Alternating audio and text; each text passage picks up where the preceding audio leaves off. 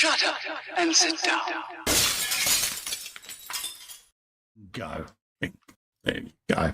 Yes, folks. Yes, folks. It is that time of week when it is the Friday Frolic with me, Festa, and him, Foxx.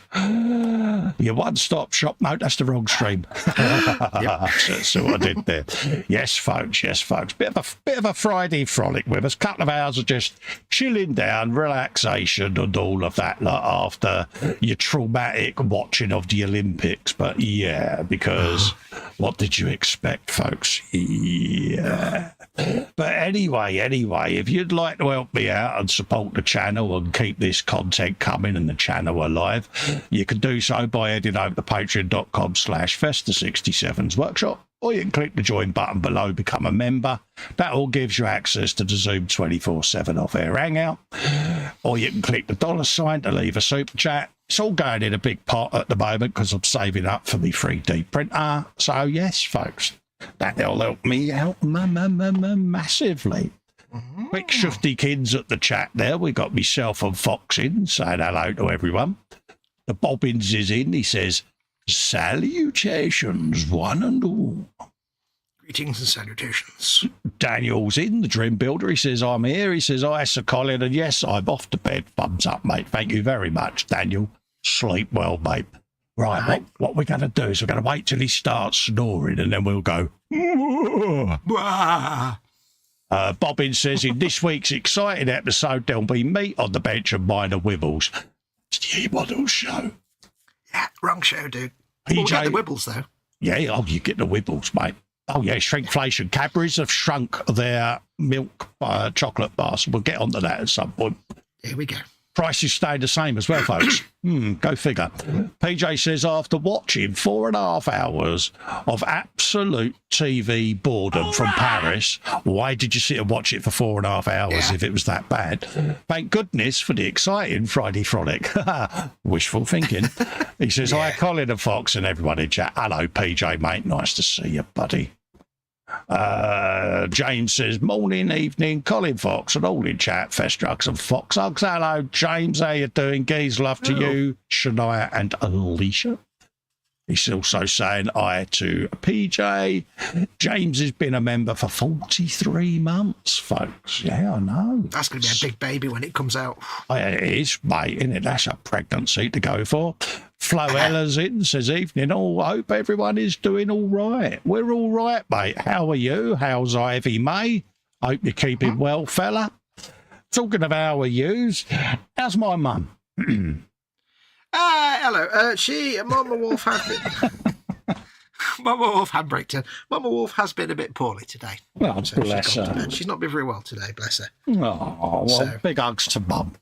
There's been a bowl on standby, if you know what I mean. So, yeah, bless her. So it's been a rough day today. Yeah, mine was like that last week. Yeah, I suppose better ask her, how are you?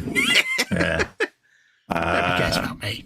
Yeah, PJ says, I was hoping it would get better, but it didn't. Yeah, it's... I didn't even realise the Olympics was on or in Paris, mate. Goes to show how much I follow the news. The thing is, it's sport, so it never gets better. It's all boring. Yeah, I kind of zoned out from the news with all of the political stuff, so it's like, yeah, can't be doing with it. Yeah. What are you up to tonight? My mum's all right, mate. She was a bit poorly last week, but she's picked up this week, so yeah. Now, how's me Auntie Winnie? All right, mate. Yeah. Good.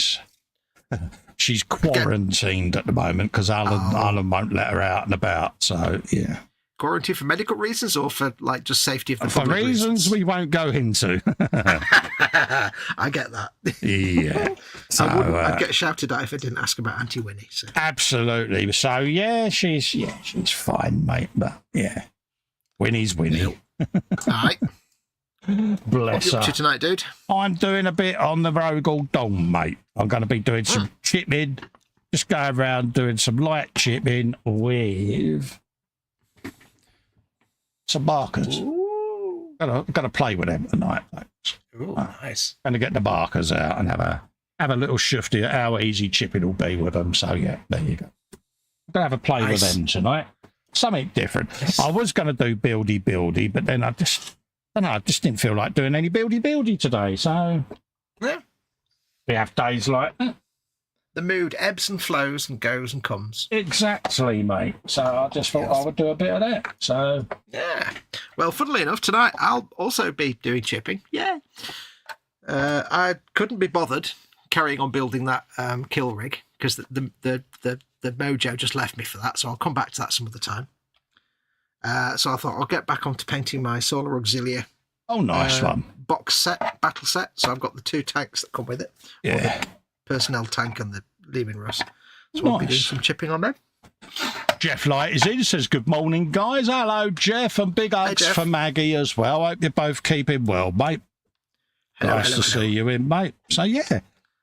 Yeah, nice, easy night tonight, mate, to be honest with you. I thought, yeah, why not? So it's chipping. It's a skill-free night. yeah, so... I'm gonna try out this thing where you have a plastic tube and a piece of sponge. Oh, you go careful, mate. Never tried that before. I think my plastic tube might be a bit small there. Moving on. Steady. I don't have a bigger tube. Curses. Where's a bigger tube when you need one? So, yeah, so the French are doing the Olympics. Boring. Yeah. It is though, isn't it? It's just sport. It's so boring. Yeah, it's... I mean, at least motorsport could be exciting, but just running around and doing stuff is just like boring. Yeah, the Olympics is something I used to watch when I was a lot younger, but I got fed up with the whole over-hyping of sport. You know, it's just become a money-making machine almost, isn't it? I know Olympics is supposed to be amateur athletics, but it isn't, let's be honest.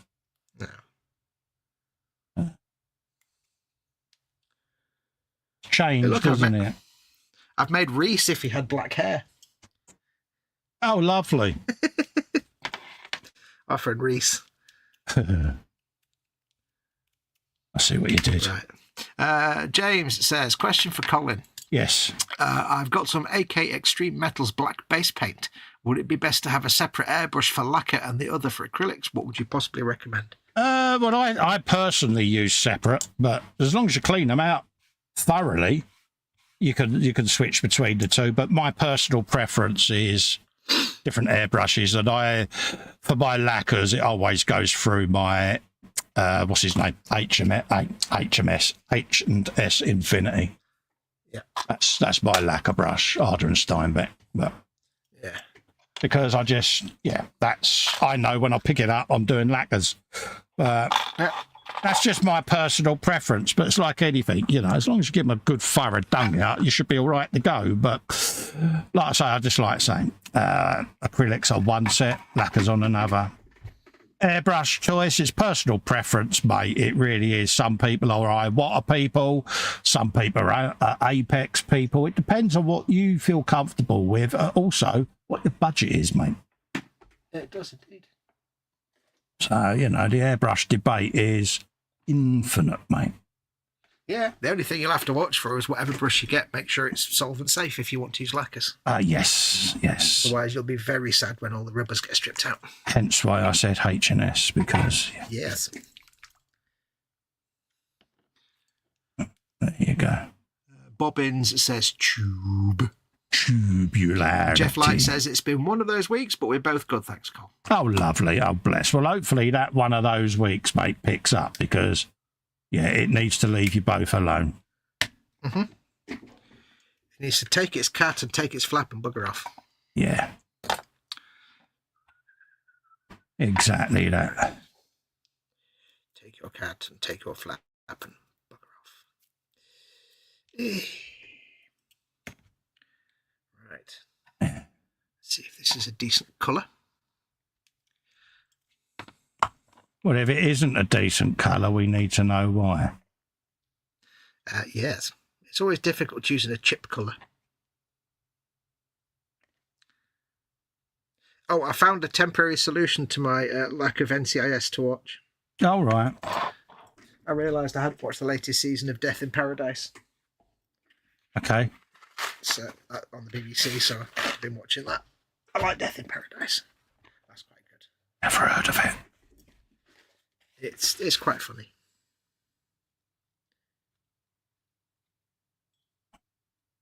It's a police drama, but comedy drama, like very light-hearted. Oh, right, yeah. Set on a fictitious island in the Caribbean. Oh, a bit like Fantasy Island type. Yeah, but it's like the idea is it's the British detective that goes to work there and be the lead detective. Yeah, the super sleuth. The fish out of water premise. It's quite good. A bit of that.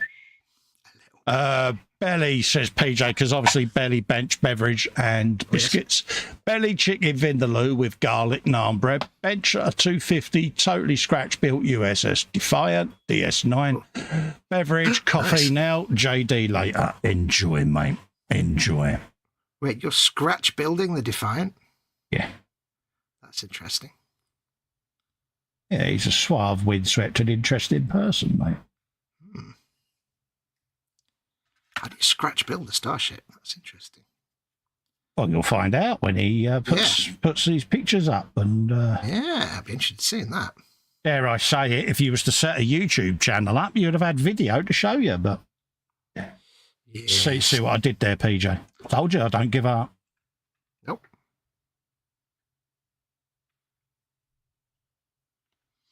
No excuses. Yeah, but it's like anything. YouTube isn't for everyone. No. We get that. Doesn't stop us trying, though. Doesn't stop us nagging. As Festa knows all too well. Absolutely. Nothing stops me nagging. Oh, no, he goes on. He's like a Duracell bunny, mate. He goes on. And That's what she said.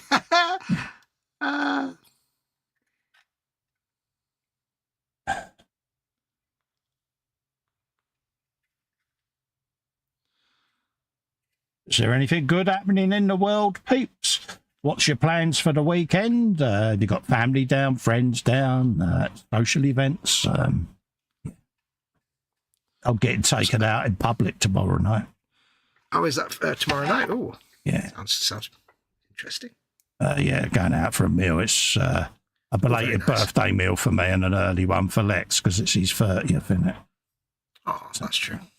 It'll be 30 in a week, so... 30. What? I was never that young. Mockage may be happening, and he really appreciates it. Oh, yeah. He's like, yeah. He said, you're not going to stop, I went, no. No. Oh, no. Told you, mate, revenge would be mine. You mocked me for being 57. That's a kind of perfect situation to say no. Like what's it from the Kenneth West Wing? Williams. No, like the president in West Wing when he sometimes goes no. Oh, Jediah Bartlett. Yeah, it's like, do you ever listen to your wife? No. Yeah, but then you do say you do if they're within range. Yeah. Just in case mine is. Your missus is always in range, you know that. Yeah, S-House rat, mate. Yep. She's got a radar system. Oh, yeah.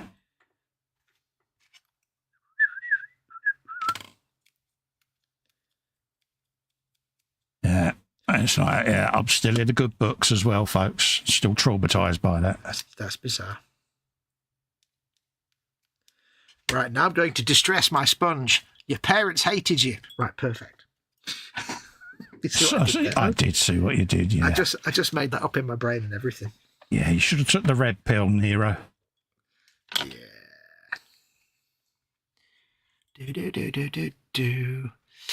Jeff says, either that, guys, or it's going to get a size 11 contacting with its rear end. Anyway, time to chill with some excellent company. Absolutely. We try our best. Mm-hmm. But, yeah. We do look forward to the frolic, to be honest with you, because it's... Yeah. We find this show so relaxing. And we've had this discussion off air many times, innit? Out of all the live streams we do, we both kind of just like chilling down with the frolic. It's really strange. Yeah. Well, it's the least pressured of them because it's not for anybody else. Yeah. And it's not really And it's not really anything important. It's just us chilling out. And Just us chilling out with our mates, isn't it? Yeah. We just happen to stream it.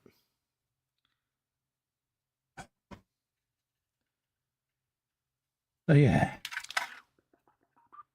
Like I say, we enjoy the gallery show on a Sunday for different reasons because, you know, it's everyone else. But the normal bread and butter streams, you know, this is probably the one that we both enjoy the most because we get to chill, you know, and do different things. So, we can do anything we want. Now, talking of streams, you were going to talk about your plans for your gaming channel. Yes. On Wednesday. I'm going to be doing the gaming channel and setting that up. There's going to be gaming videos where I may have been sitting there playing the game and I can just record it and upload it as video content. There'll be gaming live streams randomly popping up and that. So I'm just in the throes of laying the channel out and getting it all sorted. And I'll hope to launch it of autumn, winter time and do some stuff over the winter period where when I'm not doing the modelling, I can just chill out and do a bit of that.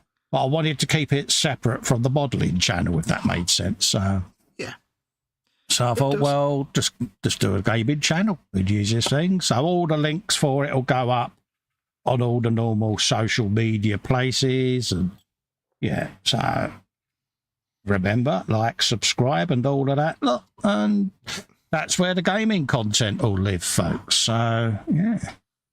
So make sure to follow Colin on his Tinder, his Grindr, and his OnlyFans. Yeah. So, yeah, it's just something different. I've been umming and ahhing about it, as you know. Mm-hmm. And it was trying to find a way to put it on the YouTube. And I didn't want to flood the model channel with it. And I thought, do you know something? Why not just do a gaming channel and do it that way? So that's what I'm doing. Yeah. I can't wait. So, yeah, folks, it's a lot of folk have said, oh, yeah, we're looking forward to doing your Grim and all of that lot. So I'm a man of my word. I said I would do it when the time came right. And it was just, for me, finding a way of trying to integrate it with what I do. And I couldn't. So I thought, just blow it. Just do a separate channel. If it takes off, it takes off. If it don't, I'll stop. You know, if it's something that people aren't interested in, I won't, you know, I'm not going to dedicate all my time to it because I still want to do what I'm doing here. But certainly for downtime, you know, if I'm sat out here or next door, I can just do a bit of recording and put that out as a video. And then if I'm playing it live, I can just put a live stream up. So yeah, well, it's the kind of thing where if you just happen to be playing video games anyway, you may as well stream it. Even if you only get 2 views, it's no harm. You're getting some gameplay done. Yeah, it's just one of them. So, yeah, I couldn't really go into it too much Wednesday because obviously, out of respect, it was an E-Models stream, and E-Models is E-Models, and gaming and me is separate because, you know, them streams are for E-Models, and I felt it wasn't right for me to self-promote like that on someone else's airtime. So, no. You know, it's a bit like being a guest on someone's live stream and emblazing your links everywhere. It's like, yeah, don't do that. You don't do that. That's not cool, kids. That's not cool. Unless the host gives you permission, of course. Then, you know, But, you know, if you had ticker tapes going and all of that lot when you're on someone else's stream, that's not great, is it? No. I don't think it's just my personal. Well, yeah, because that's just saying I'm only on your stream so I can promote my stuff. Thank you very much. Yeah.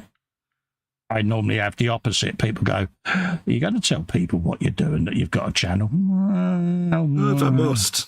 Do I have to? I thought they would have just assumed where it was. That's normally what I do. Yeah. I was good today. Oh, yeah. Because I did pimp the Frolic. Ooh. I know. I did pimpage. Every time Festa used to do that, I just assumed that people will know I just quietly facepalm several times in a row. He'd say to me, oh, you've got any videos up? Yeah, I've got 5 new videos. Oh, where did you post them then? Oh, I didn't. If people go and check my channel, they'll see them. It doesn't work like that, dear. Well, yeah. I was like, well, that's great for all the people that already follow you, but for all those that don't. Yeah. You got there in the end, though. I still struggle with it, if I'm honest. when I was doing the posts for the Frolic, I'm like, terribly sorry, am I allowed to post this? And yet my own group is spammed with everyone's live streams, and yet I still, if it's okay to post this, if it isn't, feel free to take it down. And it's like, well, pretty much all the places I posted it, post on mine continually anyway, so... Yeah. You're posting your own group. Moderators, feel free to remove if needed. No, it wasn't my own group, silly. I'm not that bad. No, you're not that bad. But I used to be, but not now. Yeah. But yeah, it's one of them, innit?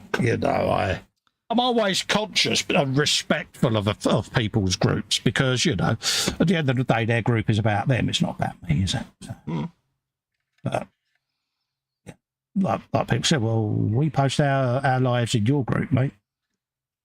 Yeah, but you never know unless it's made explicit. Some groups don't mind promotion, some groups don't allow it at all. So you don't like to assume, do you? Well, I have had it before where someone that was a consistent, persistent poster in my group, I posted something in theirs and they took it down. And I was like, oh, you took my post down? Yeah, we don't promote other streams in here. And I went, so the 40 million posts that you put in my group are okay then, are they? Okay. So I stopped them from posting their posts. This was a while back, but yeah, damn straight. I was like, well, not being funny, but you're happy to spam the bejesus out of mine. Okay, well, yeah, you won't be doing that again then. No, but we've both kind of done the same thing and then said to people basically, we don't mind you posting your stuff, but don't be a drive-by poster of your own stuff. Take part in the community. Get to know people as well as posting your own stuff. Don't just post your content links. Yeah.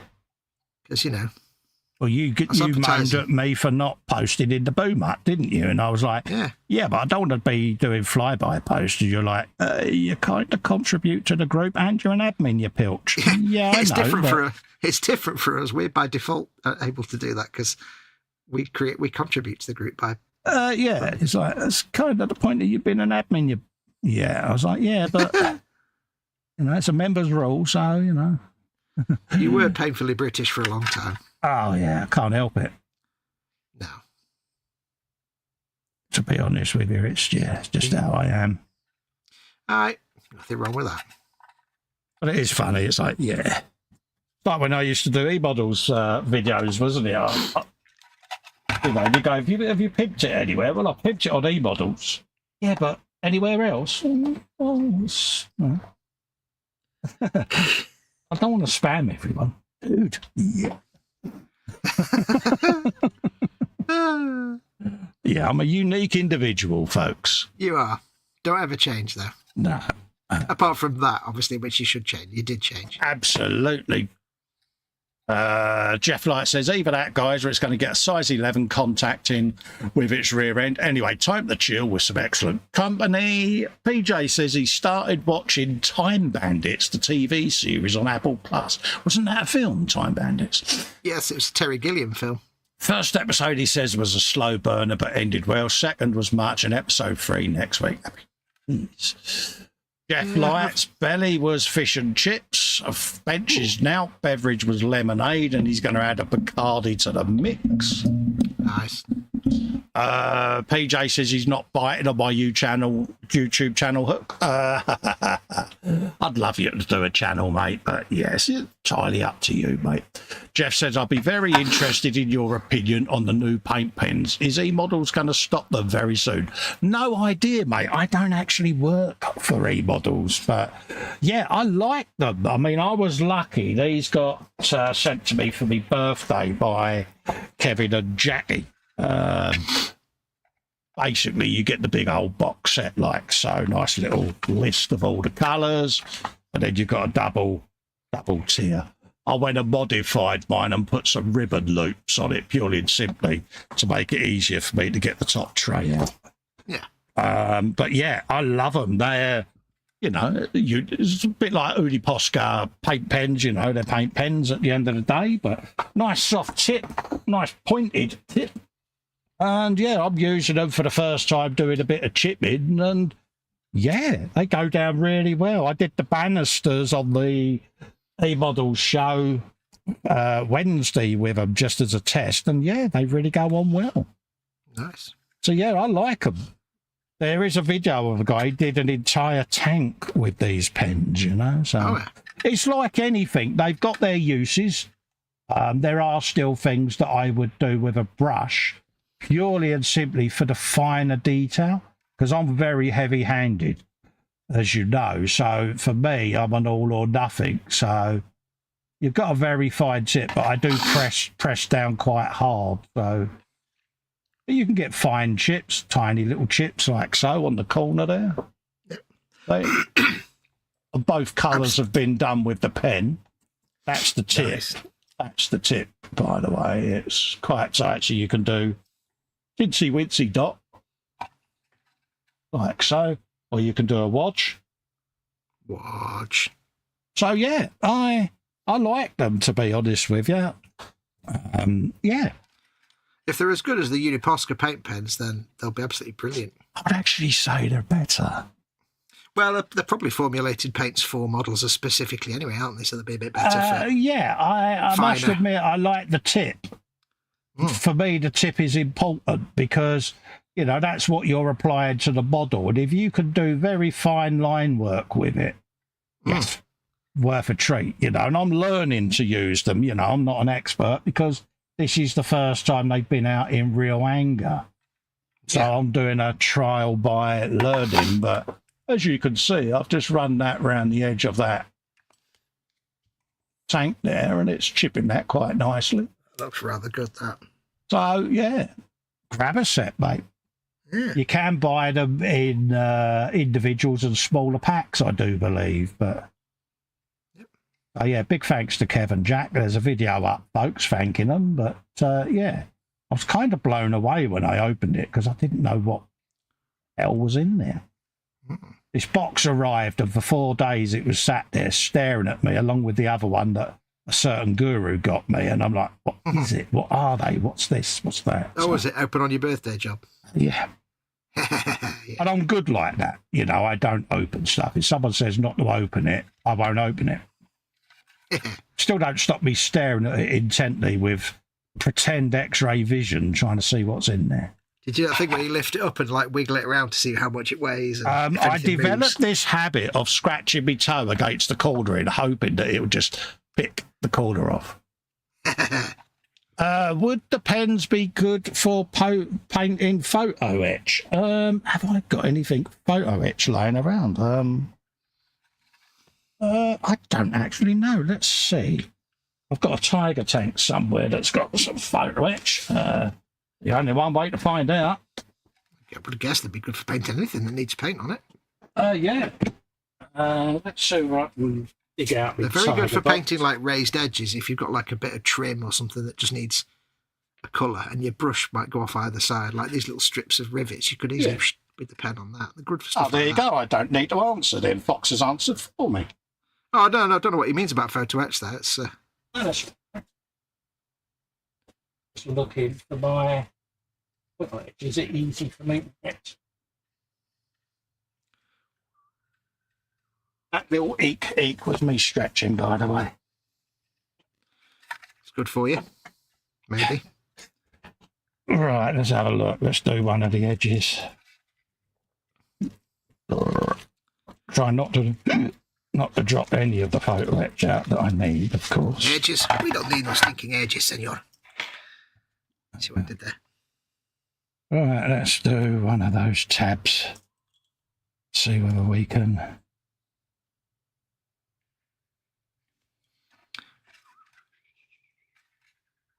Let that dry. Let's stick it to it. See that? Whoever asked me, let's just get it on my hand. Yeah, it's sticking to it. Yeah, cool. So, in answer to your question, yes. Yeah, it's surviving the thumb test. Nice. So, was that bobbins? Yes, bobbins. There you go. Look, I'm rubbing my thumb, and that's literally just gone down. So, in answer to your question, there you go, mate. Good girl like that once. Product testing by Festa. Yeah, Test your products today. Send all your products to Festa 67's workshop, Festa Towers. I'll just leave that there. Saves me trying to get back over the back there. But Beano Town. Yeah, absolutely. So hopefully that answers your question, Bob. W12 8QT. Yeah, London W12 8QT. Stamped addressed envelope. Teddington Lock. Teddington Lock. Send postal orders to. That was Magpie, wasn't it? Teddington Lock. I think it was, yeah. ITV Studios, Teddington Lock, wasn't it? See, I didn't remember that one. I've just got the BBC one etched into my brain. Yeah, BBC TV, London W12 8QT. 8QT. But it's changed now, and exact headquarters is no longer used. Yeah, I think that postcode would have changed anyway, even if... Yeah, it's long gone, mate. Yeah. That went when Gary Lineker was still on minimum wage. And it was on minimum thousands. He says, Jeff Light says, thanks, Cole. I'm interested in the detail sets. Yes. Yeah, they really are. I think these are something that could really take off, to be honest with you, because, yeah, you know, I can see these having all the armour colours. It would be interesting if they could bring out their extreme metals in it as well, but it's whether you would get the lustrous finish. Oh, look at me. Lustrous. Ooh. I know that I've just dropped my paint. I know that many years ago, Tamiya brought out some paint pens, but this is going back to like the late 80s. Yeah. And they were enamel, and they were absolutely bloody awful. Yeah. They were supposed to be for like, so you could do rubber trim on your cars and things. It's like, I got them and they were just garbage. This was the 1980s, so. Yeah, I mean, probably someone who's a little bit more dexterous and has a lighter touch would get more out of them than me, because I am very heavy-handed. But I am deliberately, desperately trying to be delicate. So this could help me redefine a delicate touch on build. So, yeah. I think like anything, they've got their place. I watched a video on this the other day, and a guy did a complete camo panel on a tank with them. Now, straight away, nice. if you struggle with camo schemes, it's going to be perfect because you can draw it on. Me, when I airbrush my camo, I freehand it anyway. I don't bother masking. I just literally add that as Zandri dust. Rightio, let's do me camo, and I'm just at it, freehanding it. I'm lucky I can do that, but not everyone can. So, yeah. I mean, the thing is, you know, you might sit there and say, well, I don't know if I've got the delicate touch to use it for this, or this. Yeah. But at the end of the day, there's no rules as to how you use them. So you're not delicate touch. You could come up with all kinds of techniques that nobody else might think of. Yeah. So you'll find a way to use them to your advantage. You know, for me, things like window frames on the diorama, when I do the wooden window frames, they're perfect for that. Done. You know what I mean? Perhaps even doing lettering on walls and things like that, you know, because you can sit there and almost write it on and get quite adventurous with it. So, yeah. But from what I'm seeing with my naked eye at this end, I'm liking them. I really am, because I've done some very delicate chips there that I'd probably struggle to do with a brush. So, yeah. Yep. Because I tend to overpress the brush and end up with the bristle splaying out. So you end up with a shadow, you know, and it's like, damn it, I wish I could be more delicate. And this is enabling me to do that. So, yeah. Nice. Especially with my woody woodpecker shakes, I could probably get some nice chipping effects with them. Yeah. Well, that's the thing. Like, if you used a tiny fine brush, you could get some brilliant effects, but you've got the difficulty of not splaying them everywhere. Yeah. Whereas with this, I can literally just run it along an edge very finely, like I've just done down the edge of that track there. Let's just try and get that in situ. Where is it? Right down the edge of this, under my thumb. It's just a fine rust line, see it? Yeah, very nice. Now, to do that with a brush, I'd struggle with that. And yet that pen, I just went... So, yeah. But you got to do the noise. Yep. Full Star Trek doors. Yeah. So yeah, you know, and I'm not getting promoted to say this that they're great and all of that. No, I've not got to deal with them or anything like that, or an affiliation or anything. You know, these were sent to me by Kev and Jackie. But you know, you're asking me what I think, and from my first time using them, I am really impressed, to be honest. Nice. Yeah. So yeah. I think it's one of them. If I hadn't have been bought them, I would have gone out and bought them anyway because, yeah, they've got their place in the repertoire of tools that we use for the hobby. You certainly sound like you're having fun with them anyway. I am, to be quite honest with you, because as you can see, I'm having a bit of a tremor day. So to do this with a brush would have been a bit hit or miss, but yeah, I'm able to go with me shakes a little bit with the pen and apply it on the end of a shake, if that makes sense. That's how I deal with my tremor. I wait for my tremor to come to me, and then I can utilize it with the other hand, where I pinch them together as that pulls towards me. I can quickly dab. So yeah, it has its uses. You can work with it. It's a bit like a sniper working with his heartbeat and his breathing. Yeah, and doing it on an out breath. You can just use it to your advantage. And that's what I'm learning with the pens tonight, how they can do that for me. So, yeah. And now that it's something that I've been doing however long we've been on, I'm beginning to understand how I can use it to my advantage, because like there, I can use my left thumb to pull the model towards the pen and tap the model against the tip while rather than try to do it the other way. Mm-hmm. So for me, that's helping me. So bonus. Yeah, the more dexterous of you will probably find this easier. But I'm looking at PJ and other mod bike and car builders all associate with this. Buttons on motorcycle handlebars, buttons on dashboards of cars, you know, steering wheels of F1 cars with all the buttons. You could sit there with these and dot through the different colours, bang, bang, bang of your steering wheel, your instrument panel or whatever, really easily with these. So already I'm looking at bike builds that I've recently done and how these pens would have been able to do that job so much better and easier for me. So I'm excited with future bike projects and car projects that are going to need that sort of detail, because what I've been dreading to do, because I have to do it with a really precise tipped brush, I can now do with a paint pen a lot easier.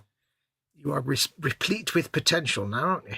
I am, yeah, because for me, I look for ways that I can carry on the hobby and still achieve the results that I would be happy with. And these potentially could enable me to do some of the builds that I've had on hold because of the tremors and all of that.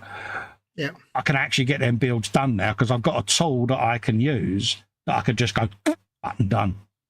Yeah, it's finding ways to use your disadvantages to your advantage. Improvise, adapt, and overcome. And these are basically going to allow me to just nail a few bits and pieces. And I'm looking up at Warlick, Insane Blade, and things like that on how I can utilize these to do certain effects and texture that I would have. I mean, the reason they haven't been painted yet is because I've had a bad period of time and I've put them off, whereas with these pens they might give me that chance to actually get them builds started and achieve something with them. So that alone is worthwhile for me. Every difficulty can be an opportunity. Not everyone's got that reason, don't get me wrong. So for me personally, anyone that's got that type of problem, these would be perfect for you. I speak from experience. Yeah. You never met a disadvantage you didn't like kicking the backside of. Yeah. Oh, yeah. Because straight away I looked earlier on at other builds like the Marquez bike, the Senna cars, things like that, as well as the larger builds, and I'm looking at them going, yeah, I can do that now, because there's something I want to do with Insane Blade that I can only do with these pens. Yep. So for me, straight away, that's just freed me up now, knowing that one thing I wanted to do, I'm now able to. So, yeah. You heard it first here, folk. He's doing the Insane Blade in plaid. He's doing a plaid colour scheme. Half plaid, half paisley, because it's orcs, isn't it? Yeah, I could do it in the rose tartan, because the wife does have her own tartan. Oh, yeah, that's true.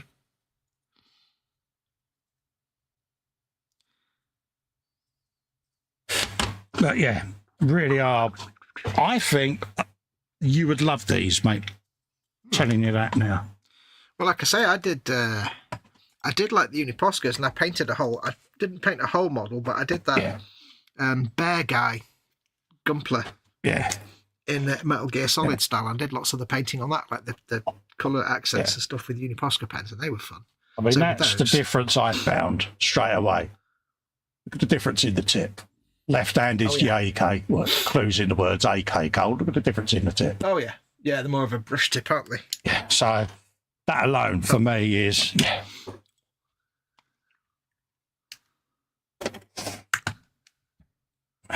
They should be make it easy Beaker's in the chat saying hello. Hello, Beaks. How you doing, mate?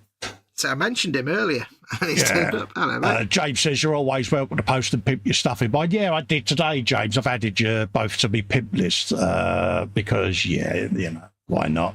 And I need to educate and force myself to pimp me work and me stuff. And, yeah, there you go. Talking of PJ, he's in the chat. He's going to face palm, I think, at what I'm about to say, but I will say it in my usual Festa polite way.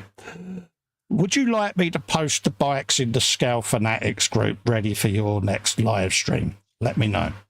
See, I'm asking permission to post my bikes in a modelling group.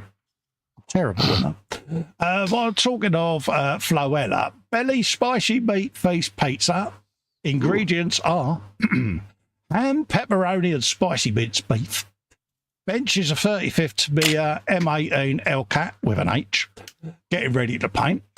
Bevy, Diet Coke, biscuits, none. Got chocolate donut instead. How much of the chocolate have you got? Chocolate tash?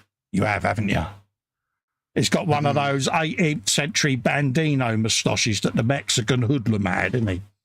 It's either that or it's just gone all the way down his jacket or his shirt or whatever. His shirt or whatever. No, I said jacket. There you go. So, yeah. I am so British, though, aren't I? Yeah. Terrible. I just think it's polite. I just think it's the right thing to do. What's it? Assumption is the mother of all F-ups. So, yeah, don't assume. I like to ask. If you assume, you just make an ass of you and me. Exactly. As I was always told.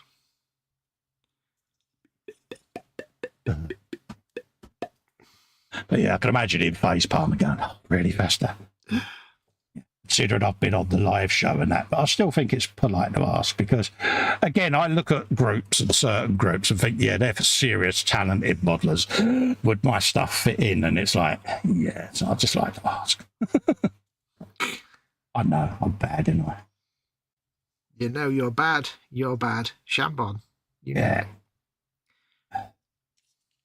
Did I just quote Michael Jackson? I think I did. You did, and I'm really... Yeah. I don't even like Michael Jackson music. Yeah, you're sitting there in a a red leather dancing suit, aren't you? What the hell was that? What that was? What the hell was that supposed to be? Funny little cough that came out there. Yeah. Hmm.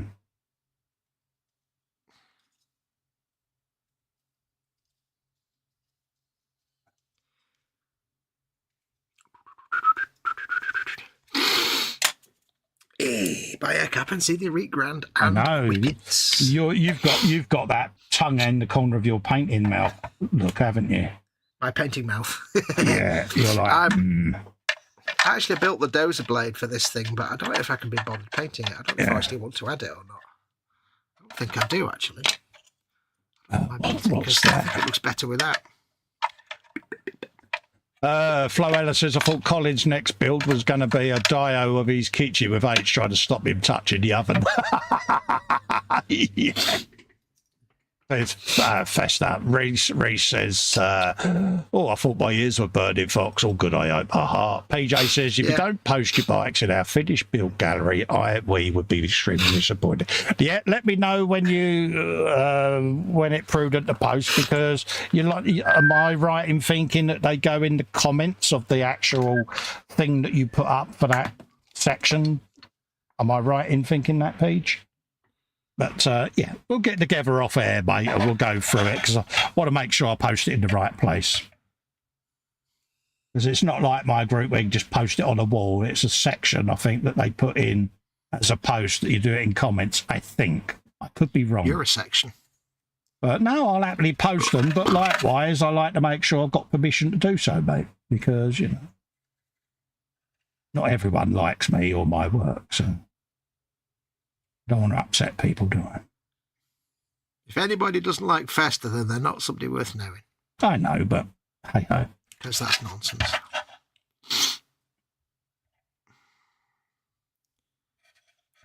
I think of no good reason to not like Festa. Well, I don't know. It's unconscionable. Yeah. Unless you owe money.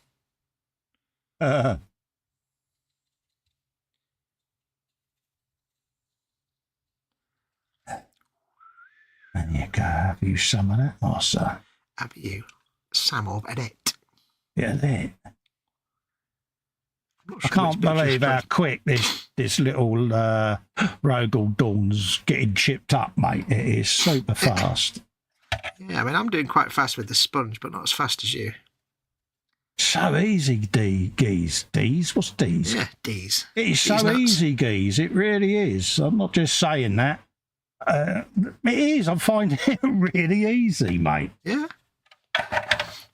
Oh, by the way, Reese, the reason we mentioned you is because I put a piece of foam in a plastic tube and said, look, I've got a little miniature Reese. Yeah. It wasn't white, it was black. Because it was like a little thing and then a hair. Yeah. I summoned you by calling your name. A beaker isn't for Christmas. A beaker is for life. Yep. Don't leave Beaker in the back of your car. He's been around a few years as our Beaks, mate. One of the first people we met in the community, mate. Way back when Noah was putting nails in his ark, mate. In his what? Nails in his ark. Oh, his ark. All right, okay. Yeah. I see what you did.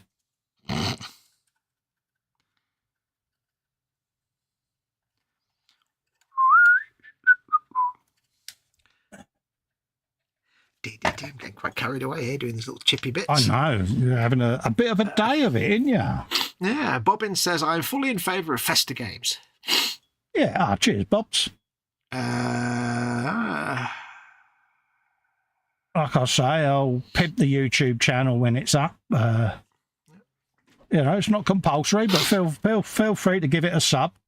And, yeah, ring the bell. You'll get notified of content. And, yeah, if it takes off and people are interested, then, yeah, why not? PJ says, click on the finished builds gallery banner and add your pictures and a brief description. All right, mate, we'll do, PJ. And Reese says, oh, I love that. You called me and I shall appear. Yeah, he's like a genie in a bottle, wouldn't it? Give him a good rub and he put, no. And then PJ, steady. PJ gives you telling off. He says, sadly, Colin, you didn't post the Frolic in the Modelers Friday Night Show Facebook page. You are always welcome to pimp the Frolic on our page. I didn't know whether it was a thing I would be allowed to do, Paige, but now I do, mate. I'll add the link to my pimpage folder on my browser bar, mate. Now that I know I'm allowed to, mate. But you know me, PJ. I like to make sure I've got permission to do it because I think it's respectful. That's all.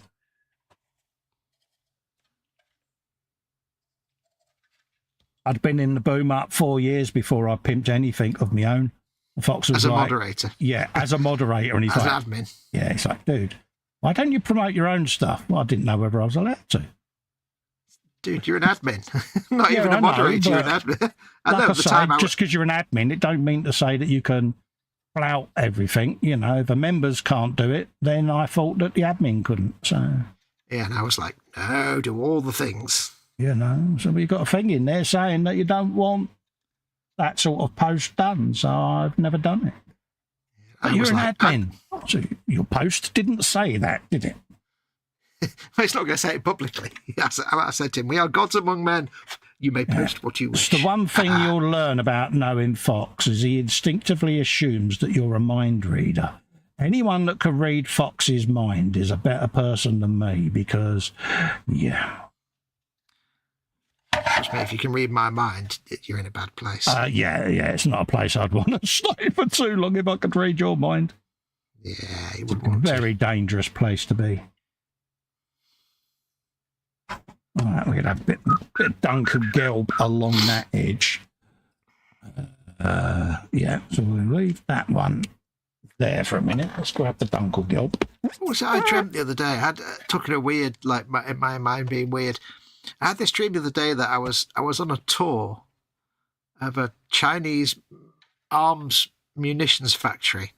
So there's me and a bunch of other people. And there's like this big clean factory floor. We're looking through some windows and there's stacks of ammunition. People making munitions. And we're watching them make these munitions. And then we go down the stairs. And as we go down the stairs, somebody takes a tumble and I went, oh no, Joe Biden's fallen over. Oh no, it's not Joe Biden. It was Bernie Saunders and whatever. Oh, Bernie Saunders, yeah. Yeah. And I was like, oh, it's only Bernie, he'll be all right. And then we went downstairs where they offered us some sandwiches, and one of the Chinese executives came up and started talking like Al Pacino. Oh. And then I woke up. Then I woke up and I worry about your dreams, you know. Yeah, I just thought, I've got no idea where any of that came from. Just a peaceful dream being shown around a munitions factory. Okay. Yeah, don't be like Fox. The only thing I remember is there was a giant, like 20-foot tall bullet made out of bullets. It was like a stacked display. And I was like, how did they stack all the bullets in that shape? I was very impressed. Yours is a strange place to be in it, your mind. Yeah. My mind is peaceful but chaotic. It's chaotic good. I think my mind. If anything. An intriguing place. Somewhere to visit but not stay, perhaps. Yeah. Have some chips along there. Daddy or chips? Exactly. Got a whispering Bob there. I don't know what that was all about. You're thinking, nice. You're thinking and having fun times. Yeah. Great. Great. Welcome to Paint Club, where it's great. Used to crack me up the whistle test. Yeah, let's have ourselves a bit of jazz. He was brilliant. Imagine him at the counter at his local supermarket, couldn't you? Yeah. That'll be £31. Oh, nice. Nice. Well, I can confess, I actually had to phone him once because we were his phone supplier. And he does actually talk just like that still to this. Yeah. Well, this is 15 years ago. I suppose you would do. It's his voice, isn't it? I said, this is going to be a silly question, but you're not the Bob Harris, are you? And he's like, yeah.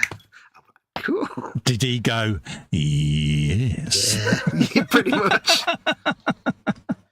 He's been talking for a few days now, like getting his phone line sorted. I've been speaking to him on and off for a few days. It's like, after I see this, and you're probably not, but you're not the. And he said, how do you know who I am? You don't sound like you're in your 70s. I said, you see. He was made up that somebody knew who he was. Oh, bless him. Yeah. How do you even know who I am? Yeah, I had that in London once. Said, like, God, you're a dead ringer for Dave Murray. He said, it's because I am Dave Murray. I was like, okay. Oh, sorry. Yeah. Soz.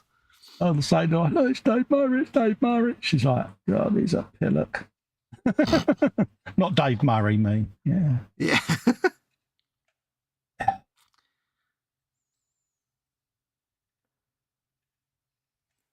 Yes, I must admit, it was the one and only time I was starstruck. Dave Murray, Dave Murray. Oh, Dave Murray. I hate to say this, but who's Dave Murray? Guitarist from Iron Maiden. Oh, okay. I did wonder if it was something like that. Yeah. Is that going to be gold or is that not gold? So, yeah, it was like... Gold, okay. It's up there with having a pint with Noddy Older, mate. You know what I mean? Oh, yeah. Oh. Now that... Yeah. That would be second only to having a pint with Phil Harding. Oh, stop falling over. Mate, yeah, I'd love that. Well, it wouldn't... Yeah, but nice pint of cider there. That's right. I'll have a pint of cider. Yeah, nice flag and a scrumpy. Yeah. If he wasn't drinking cider, I reckon he'd be he'd be an ale man. Oh yeah. It wouldn't be a fizzy lager crap. Oh good, no. It would be a pint of Bishop's Finger or something like that. Yeah. Old speckled hen. Yeah. Got half the farmer's field in it, but it's drinkable. All right, Phil. What I want in my glass is something to be almost black and full of twigs. There you go. Lovely, lovely. It was that infamous line on Time Team. Here, Tony, can I come in your trench? Yeah. I still remember the one where he absolutely bollocked the cameraman for stepping in the trench. Yeah. And he actually told Tony off once for not asking to come in the trench first. Yeah. God, I love Time Team so much. Yeah. It's just a shame they're all getting on now, aren't they? Bless them. Yeah. But, the news stuff's quite good. The news stuff's pretty good. Because Mick Aston died a few years back, didn't he? Bless him. But yeah, 2014. He had that proper mad scientist hairdo going on, didn't he? And it was like, yeah. They put a statue of him at Birmingham University, and it's like they did him without the glasses for a start, which is bad because nobody ever saw him without his glasses. No one ever saw him without him. And it didn't really look like him, to be honest. It's like that doesn't really look like Mick Aston. There was one on the news today, a museum or whatever did a waxwork of Sinead O'Connor. Oh, yeah. And it's immediately been withdrawn because it was so bad. Oh, no. It's been withdrawn and sold to some American wax museum somewhere. Their director was like, yeah, we've withdrawn it and started again. I think we could do better. Yeah. There was another one a couple of years ago that they did that, and it came out. I can't remember what it was, though. Was it the David Beckham? Might have been. There was one on the Grand Tour, wasn't it, where they went the Nigel Mansell. Yeah. Yeah. The Sand Tour or whatever episode. Watch it, folks. It is hilarious. They go across Eastern Europe and they find a wax museum, and in there's this Nigel Mansell waxwork, and it is the funniest thing I've watched for in a long time. Yeah. It's the voice, isn't it? They kept doing it. It was like, it was brilliant.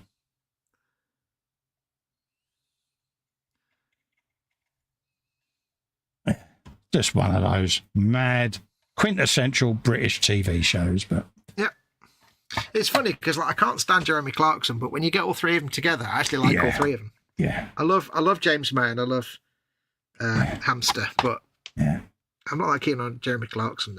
Guy across the road goes up to his farm on a regular basis to buy stuff. Oh yeah, and he said honestly, he's one of the nicest, politest people you'd ever want to meet. He said he is so different off air.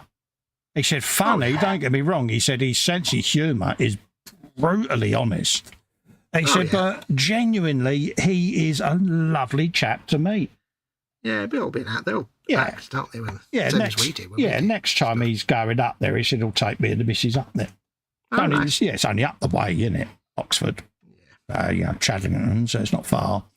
But he said next time we're up there, he said we'll come and take you. He said he really is a lovely fella to meet. He said people have this, Jeremy Clarkson that. He said, but it's all the front, isn't it, for the telly? Yeah. He said, but get him away from that. He said, nice enough chap. He said his missus was lovely. Yeah. That's the funny thing. It's just those three together was just right from the start was just comedy gold, and it's just like it's classic British middle-aged blokes, isn't it? You know what I mean? Yeah. And that's why the BBC were just so stupid to let them go, slip out between the fingers, because BBC's lost, mate.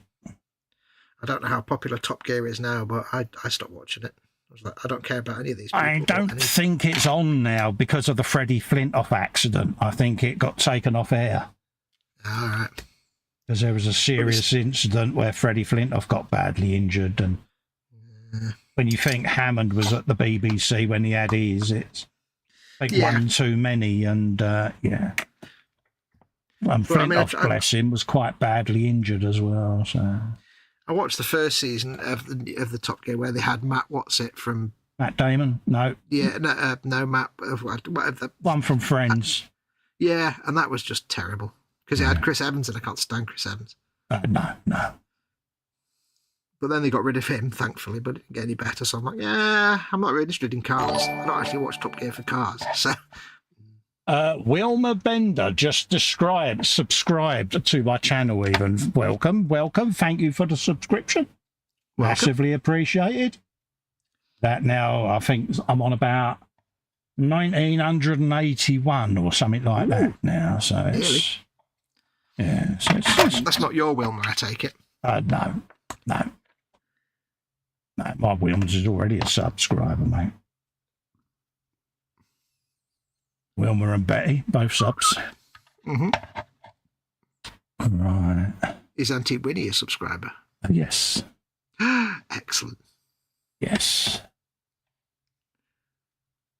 Mama Wolf was quite impressed that Auntie Winnie likes to watch the streams. Oh, yeah. Oh, she's a legend, mate. A barrel of joy, bless her. He said through gritted teeth. Yeah. Yeah. How could I say it? Me and Alan say it has its challenges. Yeah. Every silver lining has its cloud. Yeah. Nah, we jest. She's harmless enough, but don't let that mild manner, demeanour lull you into a false sense of security. No. It's like the Hulk. Don't make me angry. You won't like me when I'm angry. Yeah. It's Winnie, that is. But it's the fact last time I spoke, I said, oh, you'll be ever so proud of me. I said, oh, what you done? She's like, I've been really good. Well, why am I proud of you? Because I haven't done anything. Yeah, and it's like, yeah, that's a milestone. I'll let her have that. That's not how it's supposed to work, is it really? Just the way she said it, but I've been really good, she says. I was like, oh, bless. I've done nothing at all. Yeah. Okay. I was like, oh. It's sweet, isn't it? But, yeah. What, is she 92? Yeah, 92 now. 92. Bless her. The Anadin sisters. Just when you think that she's calmed down, she'll do something that proves to you she hasn't yet. So, yeah. Bless her. Okey-dokey. I think at that age it's a bit late to change, isn't it, really? Yeah. Oh, yeah, definitely. It's too late in the day, mate. All right. So we got that. Oh, yeah, we got to do that one, yeah. Just can't just do the one gun, can I? I've got to do them all. All the guns. I'm not keen on Bishop's finger, says Floella. It makes it difficult to sit down. Oh, God. Reece says, did you see that Tony Robinson got a knighthood about time? I thought he already was. Yeah, I did. I thought he got a knighthood a few years back, but yeah, I'm sure he did because they keep making jokes about Sir Tony in the on Time Team, on the new Time Team. Yeah, long overdue. That should mean that Phil Harding should get one then, shouldn't it, really? Yeah, for services to archaeology. And that question I always say, come on, folks, Brian Blessed, get that knighthood. Come on. services to just being Brian Blessed, basically. If ever there's a person that deserves it, it's him, because he does a hell of a lot for charities and other people less fortunate than himself. And it isn't widely publicised because he chooses not to. But I really think that we've dropped a ball by not knighting that fella. But you know what? Even if he did nothing for charity, he'd still deserve a knighthood just for being who he is. Yeah. Just because in the middle of Buckingham Palace, when that gets wrapped round his neck, you know, just as William or Charlie bend over, he's going to go, Gordon's alive! Gordon's alive! You just know it. And that moment alone would be comedy gold. Or he'll just come out with some swears. Yeah, I really hope he gets a knighthood. I hope they don't wait until it's too late. You know what I mean? Yeah. Yeah. Not that anyone that deals with that sort of thing is going to be watching my content, but... Hey, you never know. Brian Blessed, get him a knighthood. Come on. Instead of these wannabe footballing types. Come on. Yeah, footballers don't deserve knighthoods because all they do is play football and nobody cares. Yeah, come on. Let's get Sir Brian. Come on. You get £1 billion a year for doing nothing of any benefit. Yeah. Yeah. It really does get under your skin, doesn't it? It's like, no, he deserves it. He really does. So, my wibble is complete. Wibble complete. Yeah.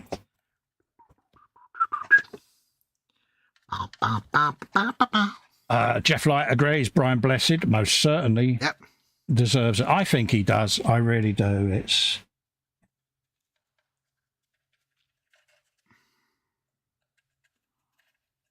Bless him. Thing is, they'd present him with a medal and stuff and he'd just swallow it. Yeah. Yeah, Ferrara Rocher. No, it's not Ferrara Rocher, bro. It's your knighthood, mate. Very, very nice. Let's get to Mars. Just imagine it. Could you imagine the protocol and everything? Just getting him there and having him wandering around. It's like, oh my God. See, if I was the king, right? If I was Charlie, yeah, I'd do my knighthoods based on people who obviously do good services. Yes. Good things for the country. But then I'd be like, right, who do I really want to meet? Yeah. I'd be like, dude, you mean I could get Brian Blessed to come to my house? Yeah. Then I'm gonna. You're gonna want to put a knighthood with people like him because it's richly deserved. It really is, and yeah. But at the end of the day, it's Brian Blessed in your house. Why would you not want him to come and visit? But you never know. Perhaps he's been offered it and has politely declined. You don't know, do true. you? But even so, it's I think he should get one. I don't know if Brian Blessed is a rampant anti-royalist. He might be. I don't know. I don't know that much about him, to be quite honest with you. Only that. Not in terms of that. Yeah, you know, he does a hell of a lot for the charity. And bear in mind, how many times has he climbed Everest? All of them. Exactly. It's like, dude. I'm going to climb this mountain and then I'm going to eat it. Isn't he the only person who made Clarkson go quiet when he appeared on the reasonably priced car bit? I think something like that. Because Clarkson just couldn't deal with him, could he? He was just like, no. Yeah. But he loved him, don't get me wrong. He loved every minute of him being there. But he's like, it's Brian Blessed, you know. You don't need me prattling on. It's just like, yeah. Well, it's like I've said before, he's always hilarious when he's on Infinite Monkey Cage, the podcast, because it's just brilliant. Graham Norton had him on his show, didn't he? And he said it was one of the most difficult guests to handle, but in the most funny way. Yeah, because it's like you just can't, you can't handle Brian Blessed. No, you can't say to him, right, we need you to stick within these parameters, because he just goes off on a tangent. He couldn't. Yeah. He certainly couldn't stick to a script, could he? No, and it's like, well, you mean you've got other guests? So wasn't the infamous Gordon's Alive him just improving? No, I thought that was in the script. Was it? I think so. I was misthought that was an improv. It might have been. It might have been. I don't know. I haven't heard that. Yeah. It's alive. Gordon's alive. Brilliant. Sniffles. Hey, dear. Right, I've got the chipping done. It's not the best chipping in the world, but it'll do. Not worried about that, mate. I'm doing kind of speed painting on this one. Absolutely. It's like these uniforms. So just using these as a base colour just to get a base down. And there, I'll do some slavering it on. Extra little fine chipping. You're made of fine chips. I don't know what that was. Nor do I, mate. Please don't do it again.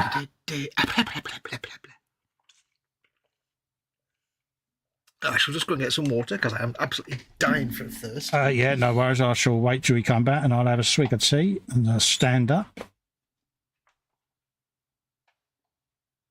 Da, da, da, da, da, da, da, da, da, da. Yeah, let's get these on there. But no, these are perfect for this sort of thing. Just getting a base layer down on the uniform with this little dude. It's taking the paint really well. I can go in with the brushes for any real fine straps and buckles and things like that. But certainly for getting the base colour down is brilliant. There you go. Some of that. Enjoying the pens, aren't you? I am. It's like anything. Just seeing what you can and can't do with them, you know. And it's a good experiment for me, anyway. Yeah, it's like anything, isn't it? You know, you go, yeah. Don't get me wrong. There's still things I would do with a brush, but certainly, like with these figures, just getting the base uniform colour down, perfect. Excuse me. Just get them where I want to. I'm not worried about the armoured vests and all of that lot because they're different colour anyway, but certainly just so that I can distinguish. Yeah, sorry, Dave, carry on there, mate. Oh, yes, I forgot about that. Yeah. Do you want to move that right under your microphone, dude, and do that again? I could at least move it at least an inch closer. Yeah, it's perfect. Good old Fox, don't ever change. There you go. Have you some of that. Yeah, having a bit of a shouty moment there, so we'll put a bit of that on his boat. Just so that I can see that there is a face there. And we can go and add all the face colours at a later date. Gentlemen, add your base colours. Yeah. But certainly, yeah, I think they've got their place. Definitely, they've got their place on the bench. Not literally, because they're supposed to be clearing my bench off, because, yeah. There's not really a paint or a product that you wouldn't have somewhere that you wouldn't never use. I mean, oh, good God, no. Because even the worst paint in the world, you can still find a use for it. Oh, yeah. Or, you know, the worst glue or the worst product of any kind. You never throw it away. Yeah. Couldn't agree more, mate. Even if it's terrible, you're never going to find a use for it that you think you might do someday. Like all those terrible paints. Yeah. Go on, carry on. I was going to say, all those terrible paints that you can't paint on a model very nicely with. Well, next time you need to paint some terrain. Yeah, exactly. Yeah. Races off. Catch you later, Reese. You take care, buddy. Take care, Reese. Oh, yeah, it's like anything. Got their uses, definitely. Yep. That's why it's like when you never throw brushes away. No. I chop the bristles down and then I can use them to do brick textures and things like that. Yep. So, or you sort of stay at them. Go on, carry on. No, go on. No, you finish first. No, go on. You go. Fox, get on, mate. See the state of he said. Yeah. Oh, I've got right to click off. Hang on.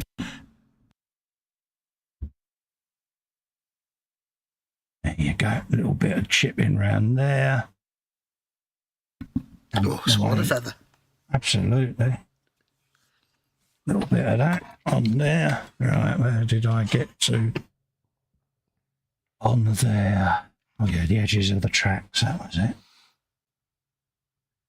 But this is where they come into their own. If you've got any overpaint or anything like that, you can quickly go round and just redefine certain areas. They're brilliant for that.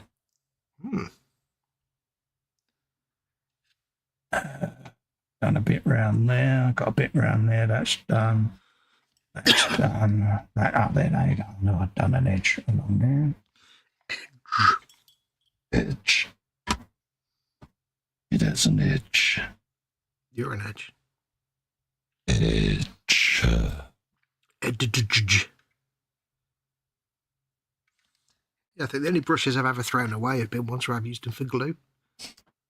Even they can come in handy, mate, because they're great for texture. True.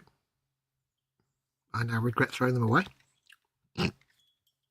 Well, you sort of state the brushes I used Wednesday. You know, my brick brushes and things like that. You know, I've got all sorts of quality bristle brushes for them. And it's all texture. Aye. You know, my cobbled brick road. Look at that for a brush. That's beautiful brick, though. Oh, yeah. Get in. So, yeah, they all come in handy for that sort of thing. So,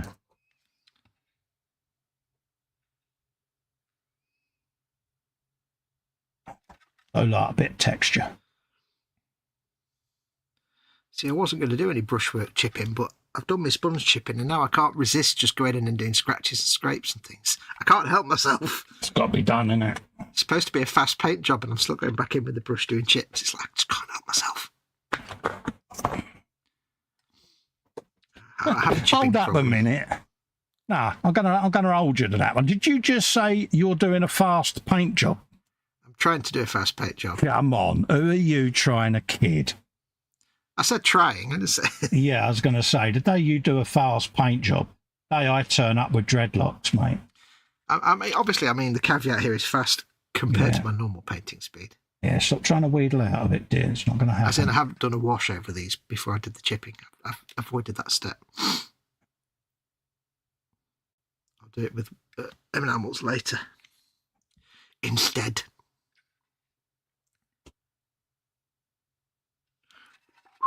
A bit of that. And then we can get the metals out then and start going around and doing some details. Get your metals out. 3 for £1. Yeah, for £1.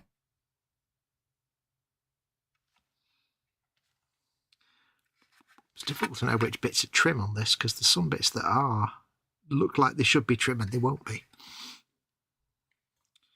Gold trim. Was that RM gold? You said you'd got a couple of new paints. Yeah, paint set. RM gold, RM blue, RM red. Oh, nice. What's the other one? I've forgotten the other one. RM yellow. But that's really, really thin. You can't really use that. It's not very good. Yeah. Oh, nice. Comes with a special roller. Oh, really? What, carpet roller? Yeah. Okay. Nice bit of shag.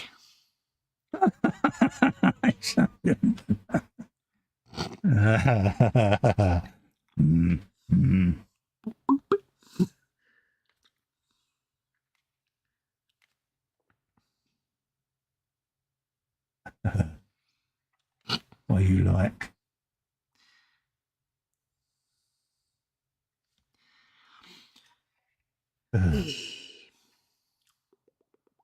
I always do loads of little bits of chipping and stuff on the front of these tanks and then forget I've got to paint all the invasion stripes over that. Yeah, you've done that before. Here, Carl, Lehman Russ, why don't you chip all of this? Week later, right, we're going to paint some red stripes down the front.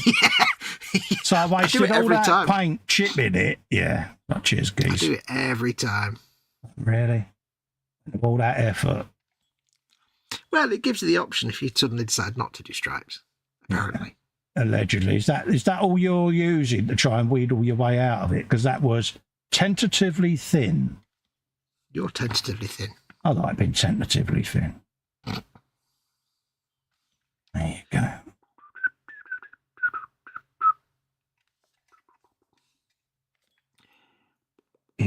his colour on his helmet there. Steady now. You touching up that man's helmet? I am, mate. Live on the internet. I was trying to think of a way of saying it, and it was like, yeah. You just realised it was a hopeless cause. Yeah, for me it was, yeah. But certainly, yeah, you can get the base colours down on a figure with him. Yeah, I'm happy. Still go around and detail it up with a brush if I need to. Go on. How are they for giving you a nice flat finish? Are they pretty good? Oh, yeah, they're flat. They're not gloss.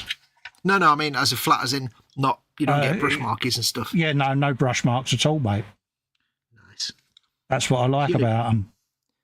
In Posca, you can get a little bit of texture sometimes. Yeah, zero texture so far, I've noticed. Nice. Which, for me, considering how heavy-handed I am, yeah.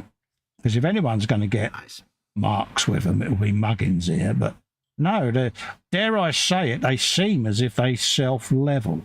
Don't know whether they do, whether that's an official thing, but certainly as a user, they feel that they're self-leveling. It would make sense that they're formulated more like model paints than art paints, I suppose. Yeah, I think they're pretty much binned versions of their real colours, aren't they? I don't know. Yeah, I suspect so. I suppose the clues in the words AK and real colours go on the box. But hey, you know, you never know. I'm sold, put it that way. Nice. We are notoriously difficult to please, aren't we, us two? So. Oh, God, yeah. Absolutely. Not in a we're elitist kind of way, but it's like anything. If you're using a product, you kind of want it to do what you want it to do. Yeah. You know. Especially if you've used certain products for a while and then some new thing comes along. You kind of expect it to be as good as that. And yeah, if it says it does it on the tin and it doesn't, then I want to know why. And yeah, sometimes that's a little unfair on the new product. Yeah. But it doesn't stop us doing it because we're grumpy old men. Yeah, but no, if you put it this way, if I didn't have them and I had seen them being used, I would want them and I would go out and get them. So, and I'd be glad I did as well because, yeah. Good. And the test for me will be how they go over underlaying colours. So if you get a little bit of overrun, like a Citadel, can you go back over there? And I should test that out because, I think they will. How good things like the yellows are over darker colours and stuff like that. Exactly. If you make a boo-boo, can you go back over it and it'll put its own pigment back down? Hey, boo-boo. That's what he did there. That's what he did. Hey, Yogi. Yeah. Apologies to the viewers who just had their eardrums busted there. See, I was never a big fan of Yogi Bear. I was more a fan of Hokey Wolf. That was more my style. Yeah, I didn't like Yogi Bear at all, mate. Hokey Wolf was my... that cartoon come on, I'll be like, yeah, I'm not watching it. Like me with Grange Hill. Yeah. I used to run out of the room when Grange Hill came on. Yeah, I didn't like it. Why? Yeah, first couple of series I watched, and then again it became boring. Because they tried to make it too topical. It became a little bit of a campaign show, and it was almost like, yeah, the grown-ups are thinking that we can't do this, therefore they're now putting it in Grange Hill to stop kids from doing random stuff, and it's like, yeah. Well, my feeling was, I've just spent all day at school that I hate. Why would I want to watch a programme set in a school that I hate? I'd be like, no, because I hated school. Yeah. So, why would I want to watch a programme set in the place that I hate? Yeah. It seems like unreasonable. Yeah. Yeah.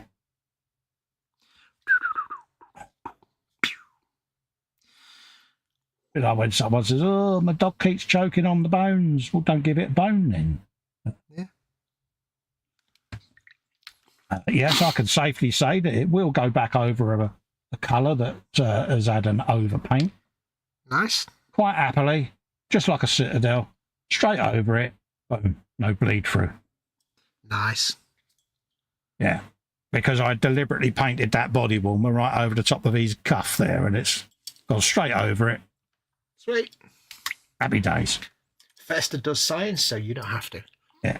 So we discovered that you can put them on photo etch as well. Yep. Happy days, folks. I suppose you've always got the option as well of like dispensing if you do they have push-in nibs, or are they not like that? No, they just soak through, mate. Oh, I was going to say maybe you can't dispense them into a little metal thing and use a brush then. No, but you could run a brush over the tip and do the same thing. Ah, that's good. A bit like I do with the Molotov Chrome. Nice. Where I just lay the marker on the side, run a brush over the tip, and I use it to do my welds on exhaust. Chat, buddy. 2 secs. PJ, oh, bless you, PJ. A £12.34 super chat's gone in. More coinage for the new 3D printer fund, and maybe a pretty flower for H, because she's special. Oh, bless you, mate. She is, mate. Bless her. And, yeah. Thank you very, very, very much for your kindness, PJ, mate. And, yeah. Yeah, it's a lovely gesture, isn't it? Hmm. Yeah, the old 3D printer fund, mate, it's creeping up. That's what it's all going for. Why not, indeed? Right, we've got a bit of that. Right, that's high. Yeah, because then once you've got that, you can start your life-size Bluey project. Oh, wait, I didn't say that out loud. Yeah. Size Bluey project had me thinking then. I'm like, what are you on about? No, there is going to be a very interesting print that I've got lined up as its baptism. Mm-hmm. That's all I'm saying. Nice. Yeah. And of course, we're going to be doing a lot of the Station Forge stuff that we're going to be doing? Yeah. But yeah, it's basically Warhammer-ish style stuff. But yeah, it's certainly going to be put to its uses on that sort of stuff, because it is super massive scale stuff. But also it's going to be so hyper detailed that, yeah, it's going to come into its own for that. So yeah, because put it this way, you can buy pre-prints of the Station Forge stuff from a specific company who I won't mention. You speak from experience, don't you, mate? Yeah, they are not worth your money. It's not worth the risk. Let's just say I will be doing a video at some point with a review, but yeah, there's one particular company I wouldn't recommend you spending money on their printing. Yeah, the longer you've left it, the better, because the emotion's gone now, isn't it? Yeah. No, it's just a don't waste your money kind of thing. If you had done it then, you would have been a bit, Oh yeah, now I can just be practical and say, here's what I ordered, here's what I got. Yeah, your mileage may vary, but it's not. I don't recommend it. Right. So yeah, there's potential. Put it that way. But yeah, Station Forge sculpts, they're absolutely fantastic. Some of their minis. Don't get me wrong, I'm happy with what I can do at the moment to a degree, but do it on an industrial scale, I need to step up, because at the moment I have to section a lot of me stuff down here. It takes so much time. Whereas doing it that way, I'll be able to not have to worry about, with figures, obviously I do heads, arms, legs, torso. That I don't mind doing that. But on a big vehicle, I was still having to break it down into so many components, and whereas now I can do the entire engine as a single print or what. Yep. Plus, you've seen some of their sculpts and some other sculpts from other places that you really want to do, but they're absolutely massive. Without saying too much, some of them are absolutely enormous, and you just couldn't do it justice on a small printer. I mean, you could, but it'd be a nightmare. Yeah, it just takes so long to print because you're having to break it down into so many parts. I've got one that I want to print, probably my next print actually, but I had to break this down into 48 individual components just so that I can get it printed. Yeah, it's like because it's a large footprint. So I've had to do like the engine, a bit of body, another bit of body, and then you have to assemble it like you would a model kit. But you'd much rather just go bish, bish, bish, print done. There you go, Yeah. break it down into 4 bits. You know, but well, I say 4 bits, but you know, I'd still want to do engine, body, suspension as separates. That's just my preference because. Oh yeah, you break it down for construction, but you wouldn't have to break it down for scale. But then to have to break the engine block itself down into 4 components, it gets a bit too much because you're having to look for where the natural join would be on the engine block and try to replicate that. And it does take a lot of time. I spend more time chopping the figures down than I do printing them, and I want to speed that process up, especially where we're both going to be doing prints off the printer. You know, it's, you know, going to speed the process up because we're going to be doing quite a few painting videos with these prints that come off the printer, and yeah. Well, that station forge stuff as well. They do design them quite nicely in the individual components, so they're kind of, if you just print them as they come, they're kind of done in a really nice way to make painting and assembly really nice. Yeah.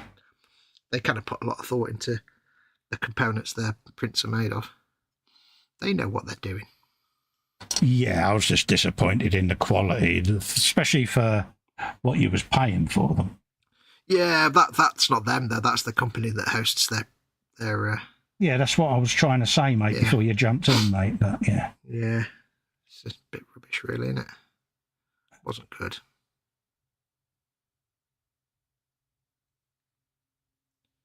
There you go. I stupidly thought I was going to finish that sentence. I learnt my lesson now. I thought you'd finished. Nah, that's all right. I need to realise, don't pause for a breath, Cole. In joke. Go like that once. There you go. Happy days. That is those done. That's wingage on there. Is there any more gold to go on there? Always gold. All the gold, so much gold. Yeah, I'm not going to put the bulldozer thing on the personnel carrier, I don't think, because I think it looks better without. Oh right, yeah. I put it on the tank, but not on the big thing that's name I can't remember. For the life of me, it is the what's it called? I don't know. I don't know what you're trying to show. Dracosan armored transport. Oh, that and all. Yeah. Yeah, it's one of them. It's one of them with one of them. Oh, sniffles. Aye. So yeah, well, like I say, I bought a few files recently, ready for the new printer. So I'm getting a nice little archive of stuff ready to test it, because it's like anything, you know, it's going to be put to test. A bit like my one I currently use. You know, I've gone as far as I can with settings on it, and it'll give you a nice porcelain quality print. But to get larger scale stuff, obviously I have to do it in such a finite amount of parts. It just takes so long, whereas now I won't have to chop stuff down as small. And you like all your busts and big figures as well, which yeah, it's going to be an absolute godsend for that. Well, that's it. I mean, at the moment, I'll do heads, torsos, and stuff like that, but I'll be able to print them as basically the bust and the plinth. So. I like that word. Yeah, plinth. Plinth. Yeah, plinth. 2 F's in plinth. All your plinth are belong to us. Yeah, but yeah, so I'm looking forward to it.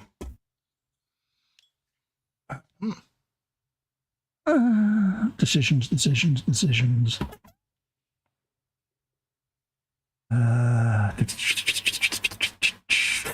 Yeah, let's do them in a bit of Retributor armour. Why not? Oh, yes, that's always the good colour.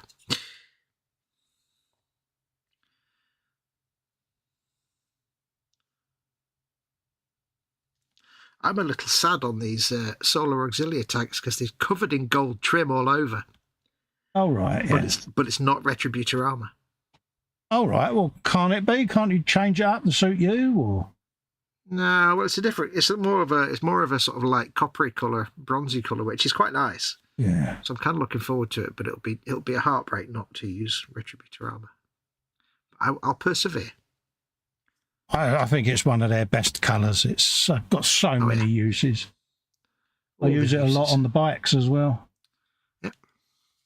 I don't know why it just fits on certain parts.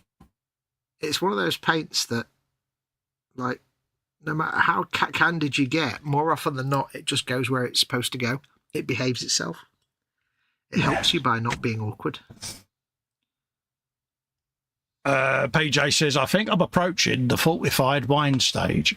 A crusty old port, as it were. Yeah. Got drunk on port once. God, worst hangover I ever had, mate. I don't think I've actually ever had port. Oh, mate, yeah, it was one of those bottle parties, and it's like, oh, what's in that bottle? I didn't know, and I necked it, and it was pulp.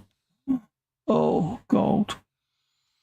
I seem to remember watching some documentary about the Middle Ages once, and they were saying how the monks used to make like brandy and port. Yeah.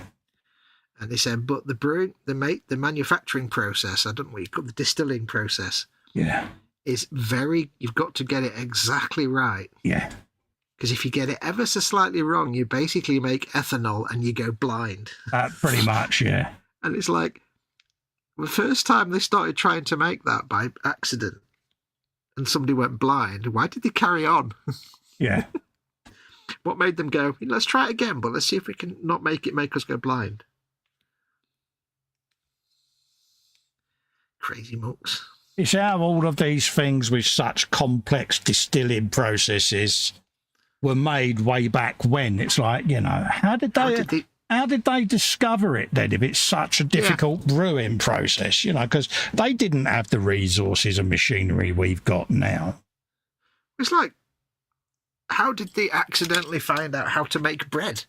If they got making bread, you couldn't accidentally make bread. So how did they, you know what I mean? It's one of those things. Yeah. Just, how did they first think about this? It's like the first time like the first time, you can bang two stones together and realise you can make a spark to make fire. That makes sense. But accidentally mixing yeast and water and whatever else you do to make bread and then baking it. Oh, look, it made a thing I can eat. It's like loops. How did they know where to put the frets to make the notes?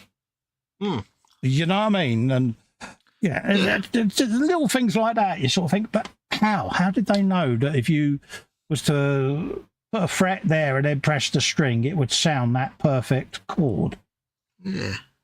It just makes me wonder. It's like, how did someone first come up with the idea for a trombone? Yeah. It's like all this weird things to invent. Yeah, French horn. Yeah. I knew a girl like that once. Yeah. You like a bit of French horn, don't you? Yeah.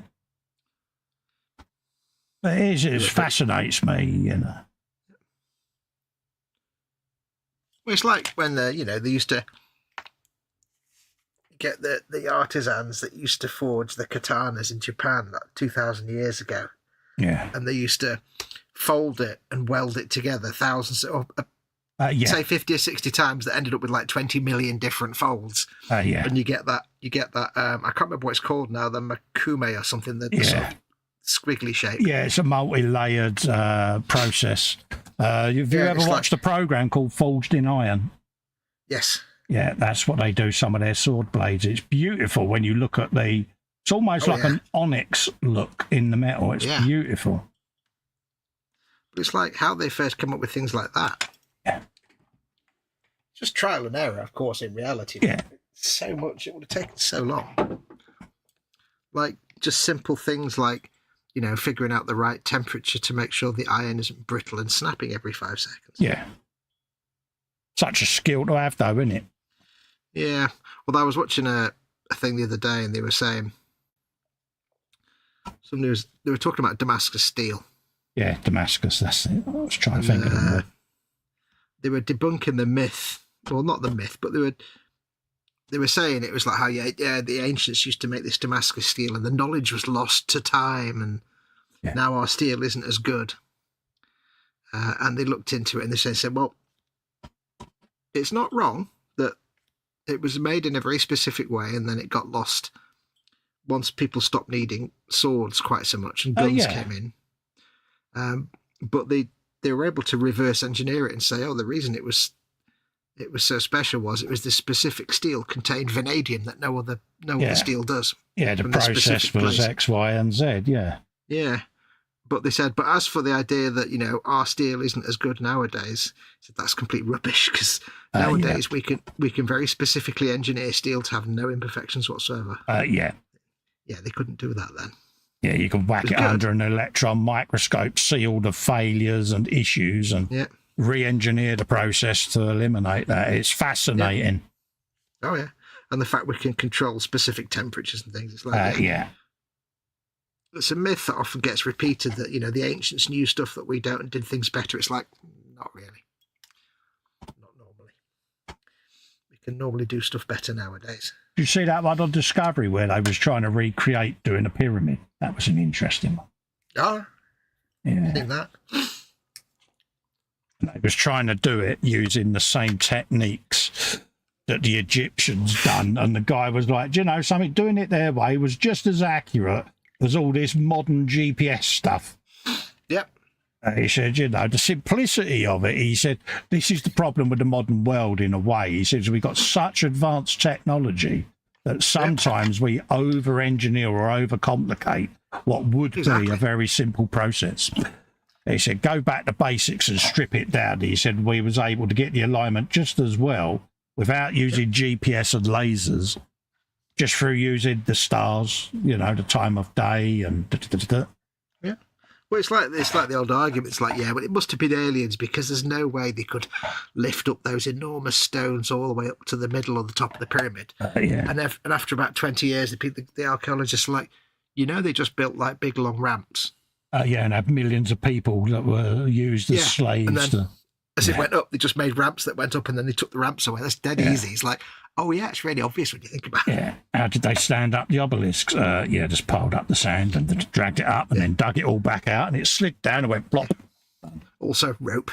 And it's pretty basic leverage, isn't it? Move the rope around certain pulleys and you're increasing its lift capacity and There is only actually, because the whole thing about like, when you see like something ancient and they say, well, they couldn't possibly have done that without the help of aliens because how would they have? It's like you underestimate how smart our ancestors actually were. They were just as smart as we are. Absolutely. But there is actually, I need to correct myself. There is actually only, I think, one ancient technology that ours isn't as good. Because the method was until recently forgotten, and that's Roman concrete. Yeah. Roman concrete is actually vastly superior to any concrete we have nowadays. It's all due to the mix, wasn't it? And yeah, they found out recently it's because it has a specific type of lye in it. Yeah. And it's because of this lye. What basically happens is if it gets damaged, like say you cut a chunk out of it, or if it gets cracked because of the cold and ice and water damage, modern concrete, the crack just gets bigger and bigger as it erodes away. Yeah. But with Roman concrete, because it contained this lye, when it got wet, the lye would go into, would be fill dissolve. The void, yeah, fill the void and heal it back. Yeah. I said, but we don't have that. I said, but they've kind of learned this now and they've figured it out, and it's like they're trying to look into maybe making this how we do our concrete. Oh yeah, it's like a self-healing concrete. Best way of describing it. Yeah. That's like one of the few examples where the ancients, they didn't know that they'd done that. They just came up with this recipe and it worked for them. It's a bit like lime putty mortar on old buildings. As the bricks crack, the lime putty dissolves or thins and just fills the crack and it becomes stronger because it meshes the brick back with the mortar. It's very clever. Yeah. That's why it's so expensive getting it done that way, because it is. Yeah. I do get quite annoyed when you have these things saying, the ancients couldn't have done this without help because they're too stupid. Like, no, they weren't stupid at all. Yeah, they was just as educated. Yeah, just because they didn't have the technology we've got doesn't mean they were all savages. Like I say, the whole thing with the pyramids, they just built a ramp. It's like, we're the idiots for overthinking it. Yeah, Stonehenge, another example. They didn't have cranes that could lift these stairs. Yeah, no, they built a ramp. Yeah. It's just built a ramp, mate. It's not that complicated. I can remember a friend once said, well, perhaps when they did Stonehenge, you're going to love this. Go on. They tied a rope around a Tyrannosaurus or another dinosaur and got it to drag it. I'm like, okay, in school, did you pay attention at all? To anything? Yeah. Okay, they tied it around a dinosaur. Yeah, okay. Yeah. No. You sit there sometimes in total disbelief, don't you? And it's like, okay. One, I couldn't understand why on earth they would have thought that anyway. You think to them, how do you remember how to breathe without someone jumping up and down on your chest?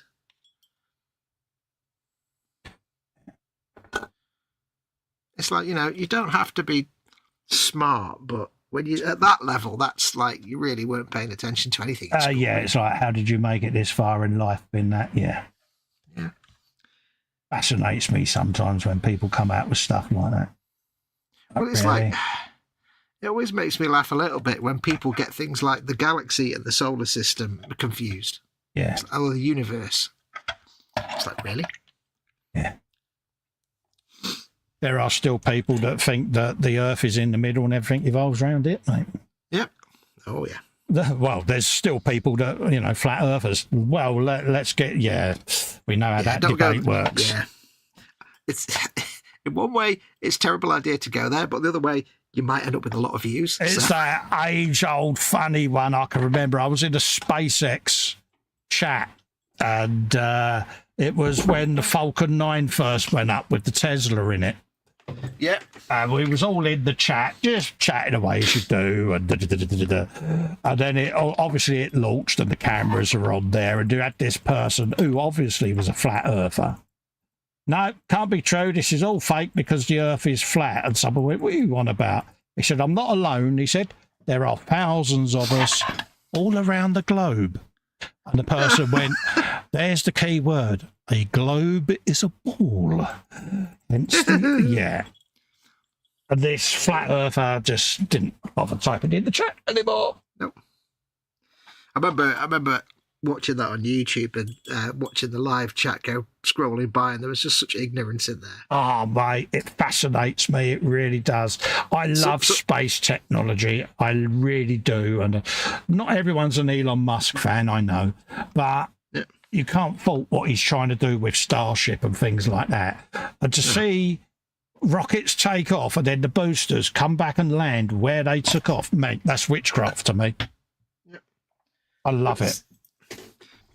I actually genuinely saw someone in chat once say, well, we all know that space isn't real. Oh, God's sake. I'm like, yeah. Really? Yeah.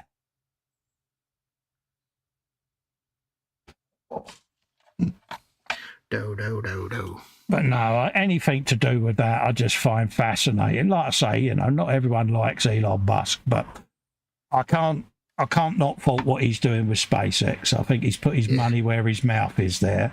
As an individual, that's debatable. Everyone's got their opinion, but certainly SpaceX, I love it all. Yeah. Yeah, I mean, for me as a human being, he's trash, but as the SpaceX and everything else. Allegedly. Don't want to get you slandered, mate, do we? Well, it's an opinion. I know, but it's on my show, mate, and But, in terms of what he's achieved, you can't like him for that.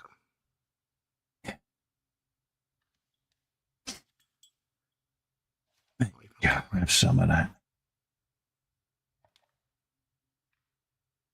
Yeah. Why am I painting that? Is that gold or is that grey? That's grey, okay. It's grey. Grey. Is it 50 Shades of Grey? 2 shades of grey. I see what you did there. It is, yeah. PJ says, vintage port is nectar. Oh, nice. Jeff Light says, I saw a little series about how samurai swords are made. Exceptionally interesting. Oh, yeah. PJ says, so having produced violins for years, did a junior carpenter get the scale wrong one day and come up with the cello by accident? Exactly. It makes you wonder, PJ, doesn't it? I mean, because instruments are precise. Things like harps, pianos, and things. It's how they knew where to put all the frets and everything to achieve them notes? Or was it, okay, it makes that thing, we'll call that note that letter? I don't know. It's fascinating. I love it. Brain food. Yeah, anyone that can pick up an instrument and play a beautiful melody, I envy. Because it is a talent. Doesn't matter whether it's stringed, wind instrument, don't worry me. It's when people can make beautiful sound on instruments, it's just like, yeah, fair play. Yep. Because it is a talent. Well, I for many years, I used to record my synthesized music and stuff. Really? Good. You kept that quiet. But all the time, often I'd be sitting listening to some music and I think I want to play something, but I don't want to set everything up, and I just want to have an acoustic commission that I can just pick up and play along. Yeah. And I thought, how hard can it be? Yeah, I sucked at every single one. Yeah. I tried guitar, violin, saxophone, clarinet. No. They're all way, way complicated. I think it's got to be in you, isn't it, to a degree? Yeah. I think it was in me, just the skill of playing the instruments just wasn't there.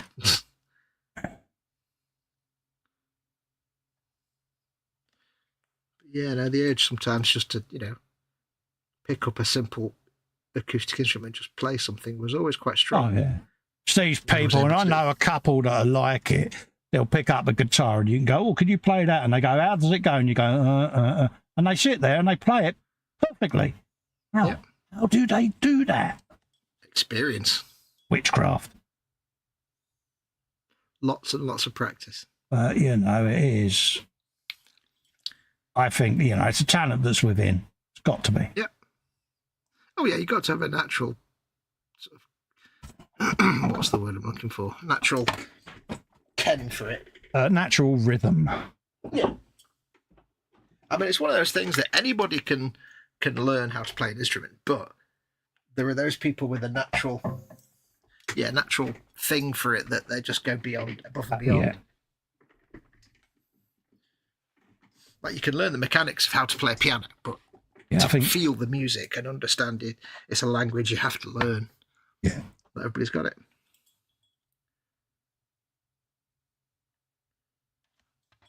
I think we get the gist there. Yes.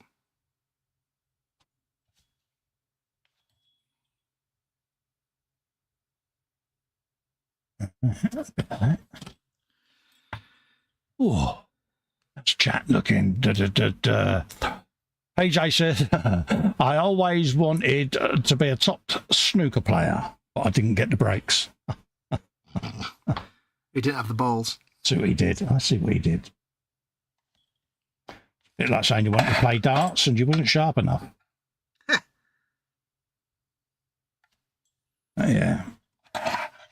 It's all about talent. It's like art, Not everyone is a great artist. Yes, you can learn to draw, but the true artists, it comes from within, doesn't it? It's so deep within you.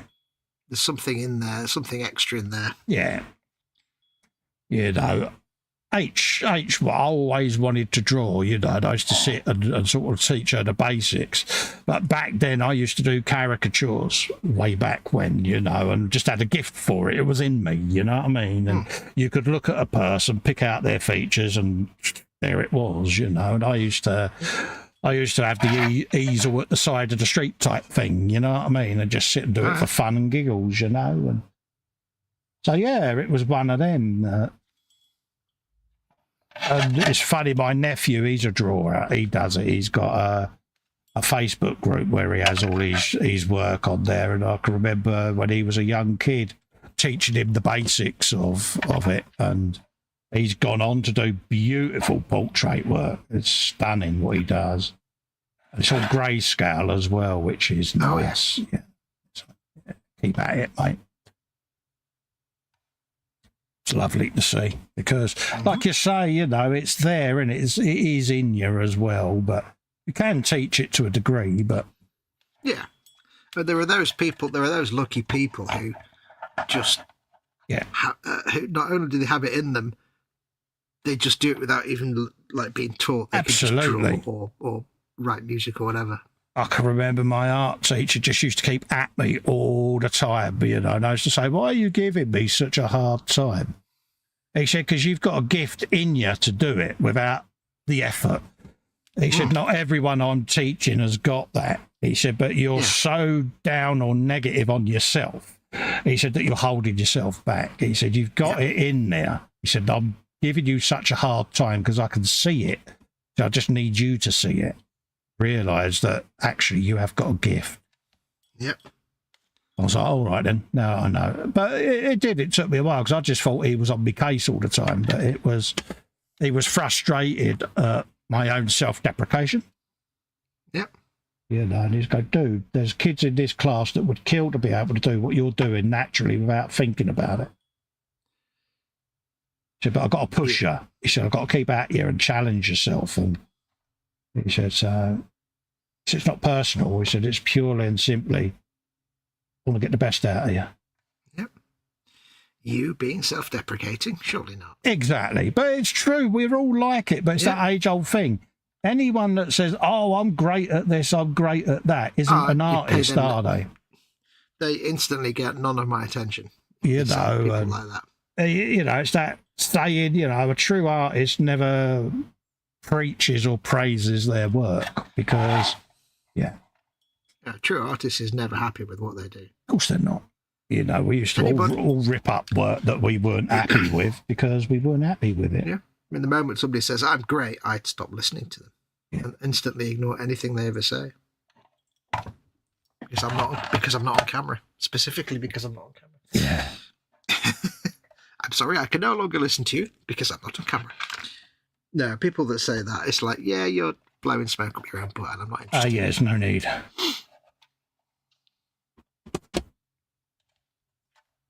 I mean, you know, the other extreme is the humble braggers. The ones that know they're good and then try and be all humble about it. But you know, because they want a room full of attaboys. Yeah, and they're trying to be all humble and it's like, no, it's not working. We know the type. We come across them all the time. Oh, I'm not that good. It's like...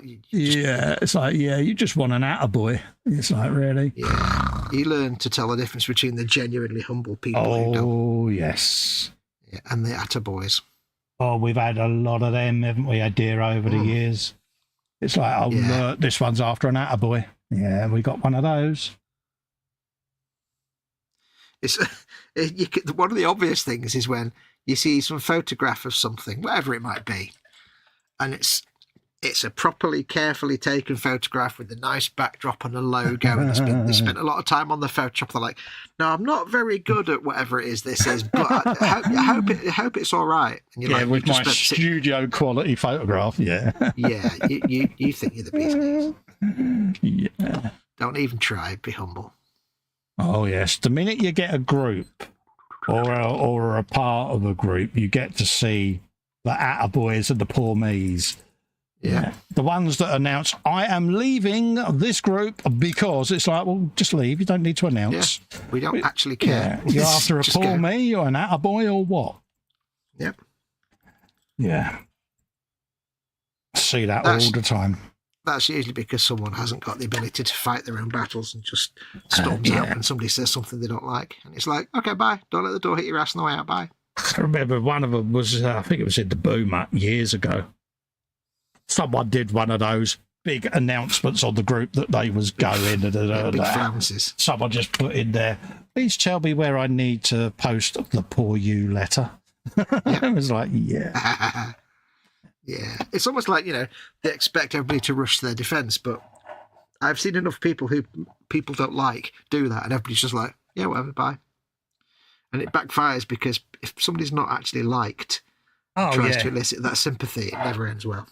Oh, I've had the infamous, it's my battle board, I'm going home and all of that lot, and I see it, Marcy says, yeah, I love them people. Yeah, absolutely. We've come across them many a time, Marcy, haven't we, over the years? Going way back when I first got into live streaming, we used to see the poor me's and the attaboys. Yeah. It's like, show me on the dolly where the horrible person hurt you. Yeah. Because the thing at the end of the day, and it sounds really harsh to say this, but you have to kind of be brutal with stuff like this. And it never earns you any favors when you say these things, but if you're going to be on the internet and you want to be, especially if you want to do YouTube or anything like that, but anything where you're wanting to either suggest that you have some talent or that you want to teach people, anything like that, you kind of have to grow a thick skin. Yeah. Because if you don't, you're not really meant to be on the internet. No. Sorry, but you can't be on the internet and not have a thick skin, because it's not how it works. If you have a passion to be liked and praised, then YouTube really isn't for you.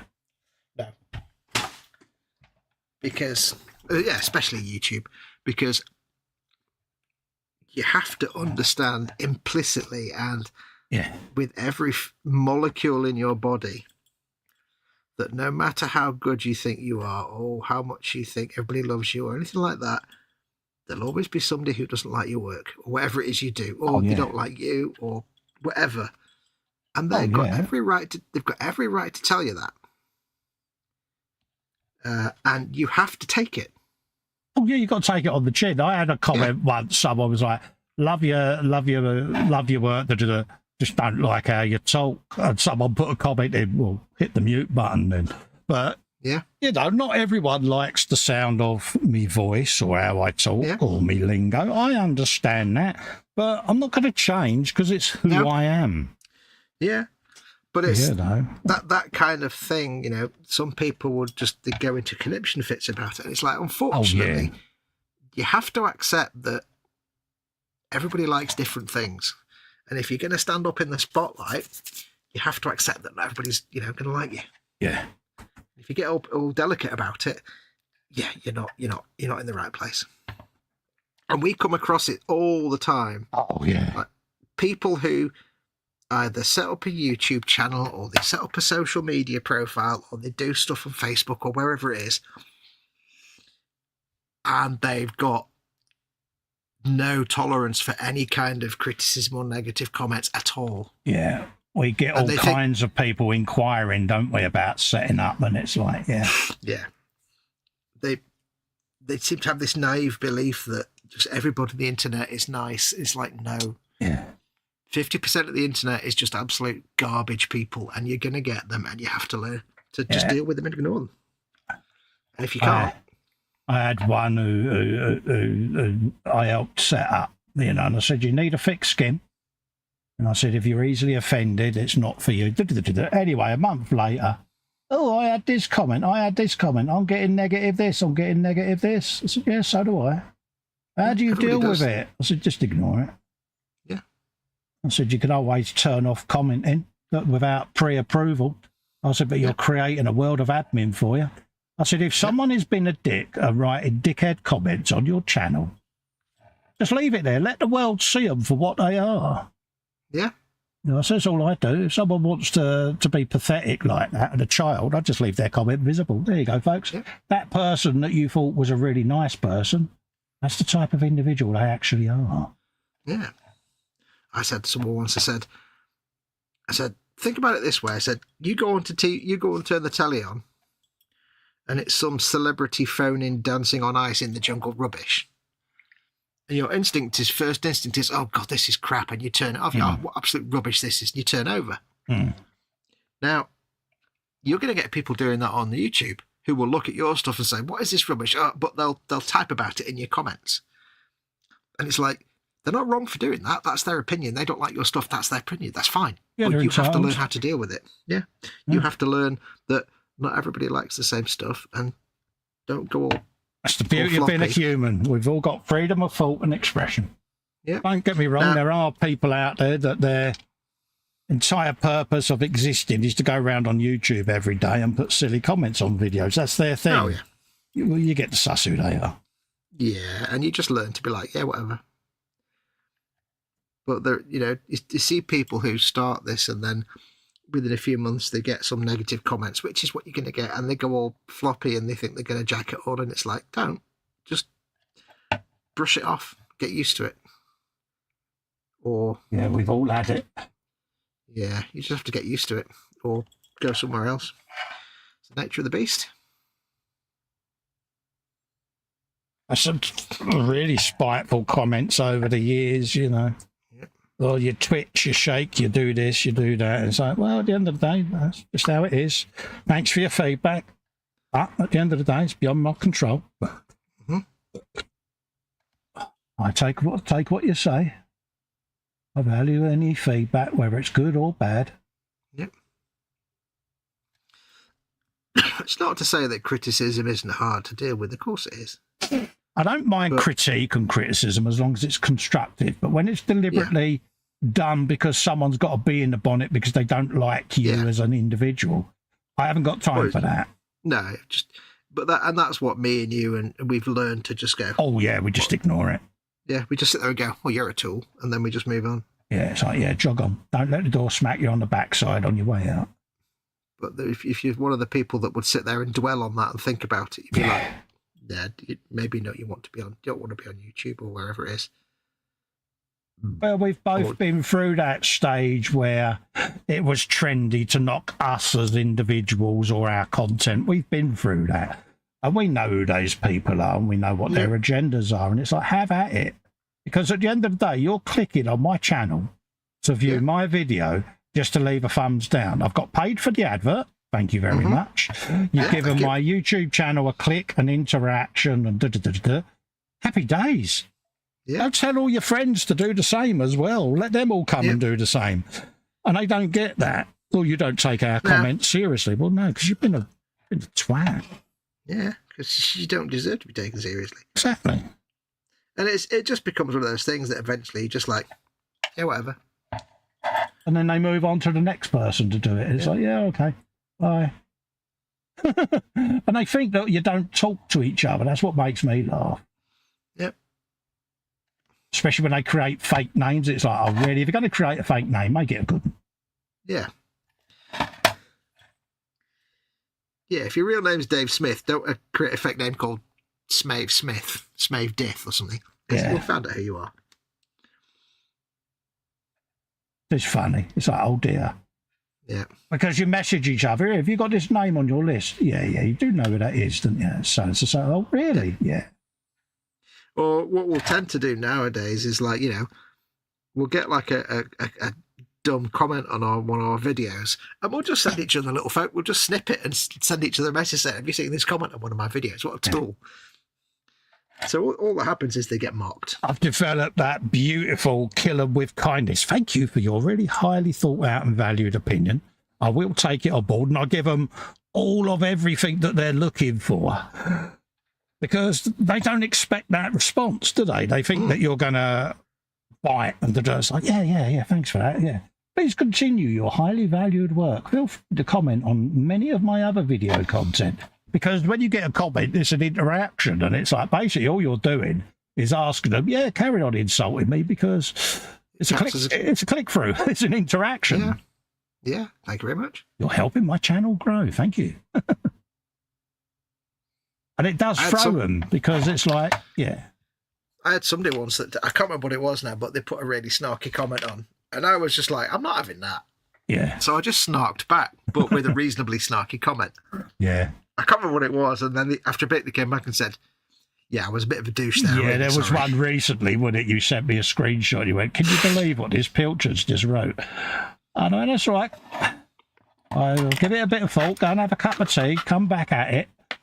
And you did, didn't you? You wrote a quite witty retort to it, and it kind of threw them off kilter. You could almost tell what they must have been thinking, and it was like... Yeah, only once have they ever come back and said, yeah, my comment was, I was a bit dickish and I apologise. I'm like, no, it's fine. Yeah. It never pays to go back aggressively against that, because that just gives them the attention they want. You just deprive them of oxygen. That one that kept Rivet counting the original London bus, wasn't it? Are you going to change it? No. Why is that? Why? Because I know it's really annoying you. Because I don't care what your opinion is. And every time you see it, it's going to gnaw at you. Yeah, but I said, go back to episode 1. 5 minutes and 58 seconds in, and you'll see me go, This isn't a period representer. This is my favourite movies and my favourite music. Yeah. The whole idea of a what if, and I gave them the Wikipedia what if breakdown, you know, and it was like, yeah. And I said, standing well, up. if you don't Standing do up, it, please, Colin. yeah, give us a minute, mate. Yep. Can I finish? Yeah. You know, that's what basically said, you know, the whole idea of a what if, you know, it's what if, you know. Yeah. They seem to miss that point. Absolutely. But, yeah. Whereas I'll just finish this and I'll stand up. Yes, it's just you're being nagged in chat, so. That's all right. Didn't even think that was the time, but there you go. Yeah. See, we'd lose track of time when we're just having fun shooting the breeze. Absolutely. I won't stay late, though, because I'm out and about tomorrow, so. Yes. I've got to get my butt out of bed early tomorrow because Amazon decide that now if orders over a certain amount, you've got to sign for it. I'm like, oh, really? Yeah, it's because of all the doorstepping nowadays, mate. It's good, but it also gets me out of bed early, which is not cool. Yeah, but I don't mind. I mean, I have 4 hours and I'm up, so. Yeah. Well, we're still stuck on our weird nighttime, daytime cycle in this house, so. Yeah. Welcome to my Fox world. time scale, which really makes no sense. Yeah, I just, have a quick power nap. Normally when I take my slightly stronger meds, Mm-hmm.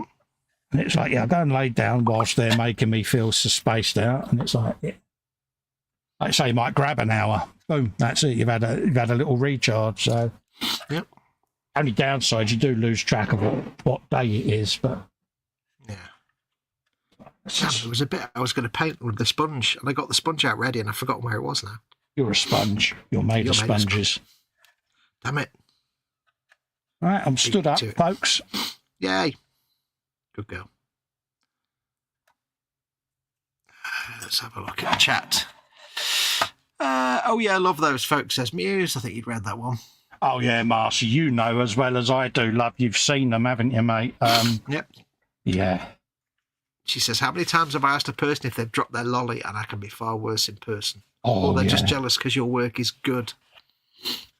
I have seen some of Marcy's put downs when she's having a moment, and it is quality because someone's had a pop, and it's like, do they really know what they're in for? It's like, yeah, go for it, love. God, give them your best. Do you know what I thought about doing once or twice, but I never did?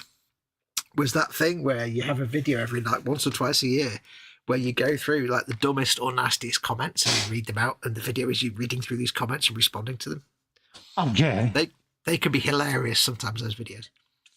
That's some classics over the years. You sit there and you're like, yeah, okay. It's like, whatever. Yeah. You know, do you feel better about yourself? It's like, and then you get the comments that are just exasperating. Yeah. Like on a video, which is purely about how I use a specific paint to do a specific thing. Yeah. Like, what paint did you use? Yeah. It's like, dude, in this video, I'm using one single paint. And I tell you what the paint is at the start, and I show you it all the way through the video. Really? Yeah. Really? Oi. Right, that's chipping done. Oh, what's better? First coat of chipping. Oh. I listen to Marcy, and I also listen to Floella. Stood up, drink, happy days. Good lad. Well, you listen to Marcy out of abject terror. Jeff Light says, you cold, a genuine item. That's what we like about you. You too, Fox. For a long time, I used to try to disguise my accent and things like that. Now, look, I am who I am. As I've often said, I don't always get it right. I'm one of them people, I say something as a compliment and it can sound like an insult. But I always say to people, if ever I say or do anything that offends you, please tell me. I'm a grown-up, I will understand. You know. No offence will be taken. Yeah, if people want to go on a one-person hate campaign, then they're the inferior person, not me. Yep. At the end of the day, I'm not going to change who I am. Certain people are woke, not interested in that. Too much of it.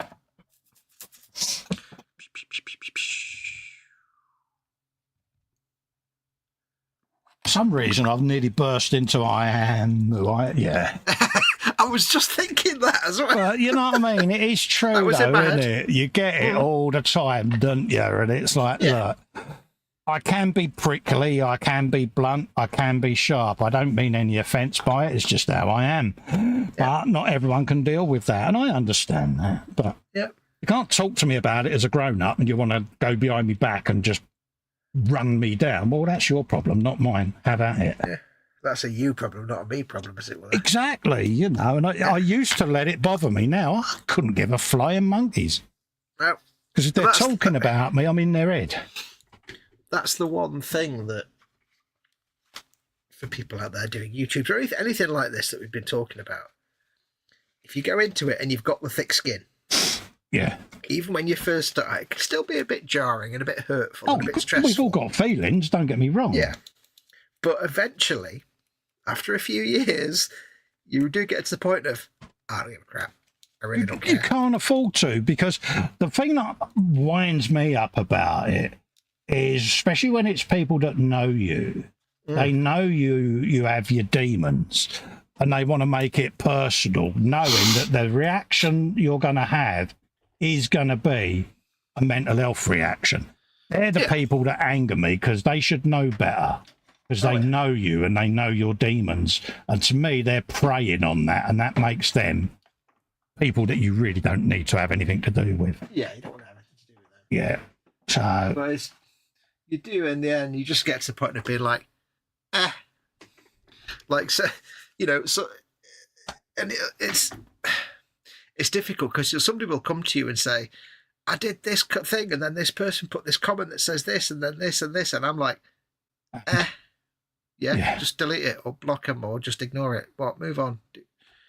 Grow a pair. It sounds like you're being really harsh, but it's like, it's just because we've been doing it for so long that we're just like... Yeah, exactly. Look, if they're hating on you, fine, but when they stop hating on you, they'll move on to someone else. You know, if people are hating on me, they're leaving some other poor person alone. That's how I see it. I always have this little image in my mind of this dirty, great big, like, Irish wolfhound or Great Dane or something. Yes. Just stood there, emotionless of face, and then at its feet is this farty little tiny yappy little crappy dog, and it's like the big dog's like, and don't, you'll get in trouble. The last time you spoke about little yappy dogs, you got a complaint, didn't you, dear? Well, there are little yappy dogs. We got told off, didn't we? It was so funny. I could take it. Yeah, it was so funny.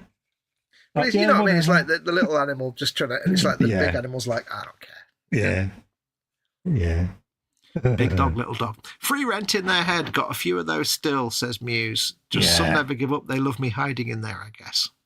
The way I look at it, Marcy, is if they're talking about me, blah, blah, blah, it's free advertising. It's free pimpage.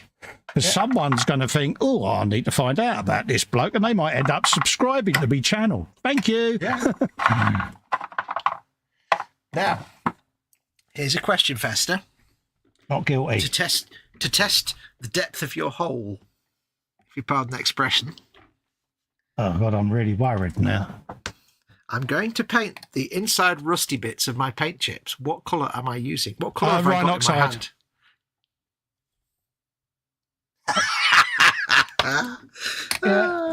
Notice how quick that was said. I know. I thought I'd give you an easy one to start with. Yeah. I'm not down the hole. It's just paints that you advised me to use. Notice what I did there. You're not down the hole. It's just that the surrounding locale has moved upwards in direction. It's slightly cylindrical, but that's all right. Yeah. I don't mind. The ground around you has moved around, up. I can't even get that sentence into my brain. No, it's really not going well for you, is it, mate? There's too many words that end in ound. Yeah, I'd quit whilst you're behind there, mate. Right.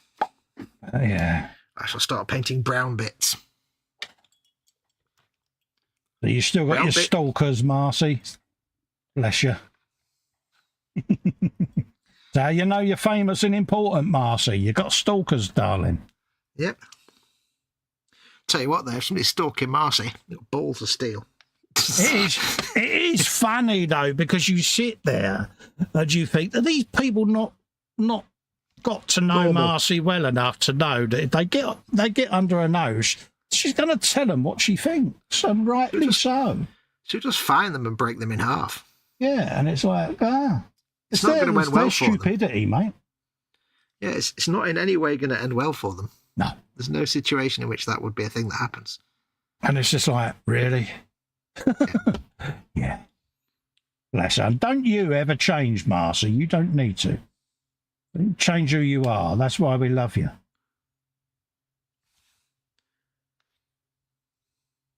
End of the day.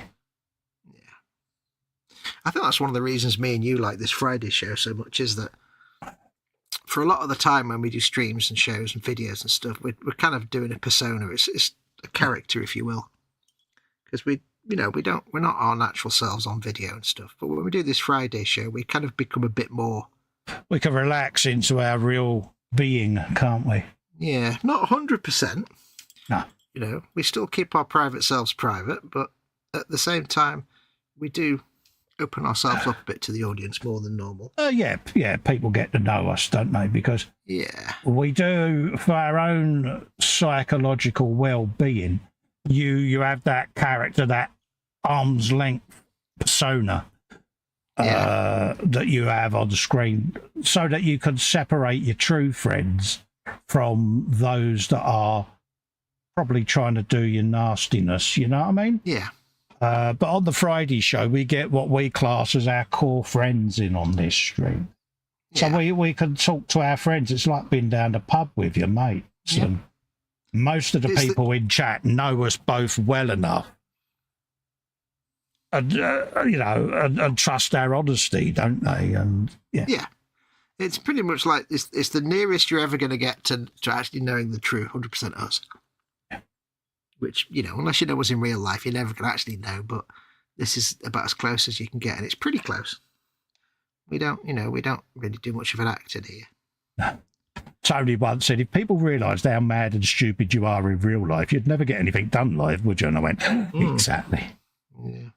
He praised us both for toning down our nuttiness, didn't he, on our live streams?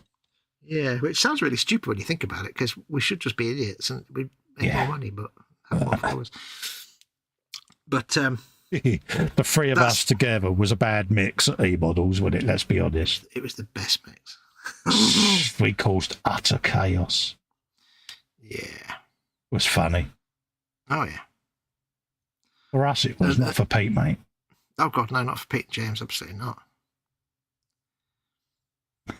And that's another bit of advice as well for people that want to get into the, YouTube or whatever it is they want to do. That means going public in some way. Fully expect, or, you have to accept that there will be people out there that because they either give you a follow or a like on a social media or on YouTube, or even in some cases give you money. I know where this is going.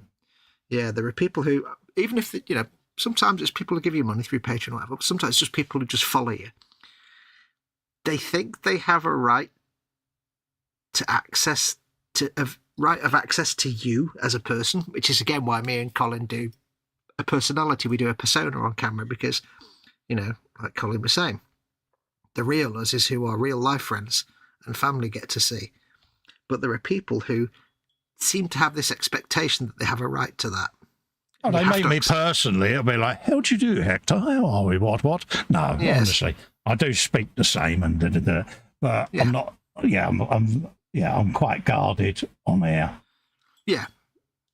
But there are people who think that they have this right to 100% access you, your life, your person. And it's like, no, you don't at all. And you have to prepare yourself for that, because it's very difficult to sort of put someone down gently when they get that way. I think they own you, don't they? Or the property, and it can be quite awkward at times because it's like, it's like you don't have a right to have access to me at all. Innermost secrets, and it's like, look, that is conversations I have with my wife and family. Yeah, that's not. Yeah, that's not for the public domain. And Yeah. sometimes that's a difficult one because when them type of folks do first meet you, they think that that's what they're getting. And it's like, okay, I had one recently and I said, okay, if I was to then say to you, right, I want your innermost intimate secrets, are you prepared to tell me? Well, no, it's none of your business. So how comes you think that you can ask me that type of question then? Yeah. Because technically, it's none of yours. Yeah. That So person has since left. It's like, well, sorry, but... Yeah. You just have to expect that is probably going to happen. And it's even harder when it's someone who supports you financially, like a patron or member or something like that. Yeah. But it's not always people that do. It can be just, supporters and whatever. Yeah. And you have to kind of let them down gently and say, no, you get access to the content I make. You get access to the side of me that I make public on the YouTube. Yeah. I mean, I sarcastically said, did you think then that you was going to be handing me a towel when I get out the shower? You know what I mean? It's like, I'm sorry, but yeah, I found it a little bit creepy, stalkery. Yeah. And it was like, I don't know what you thought this was about, but it's a strange one. And I think they got it. I think they realised in the end, but I just found it a little bit too much, too intense. And it is tricky to deal with because you don't want to be nasty to anybody. You don't want to, you don't want to hurt someone's feelings, but at the same time, when they take it too far. So, it might never happen. Don't be suddenly terrified, but just keep that on the back of your mind that you may at some point have to say to someone, we're not actual real friends. You're just like a subscriber. You're not my actual friend. Especially when people make demands on your time.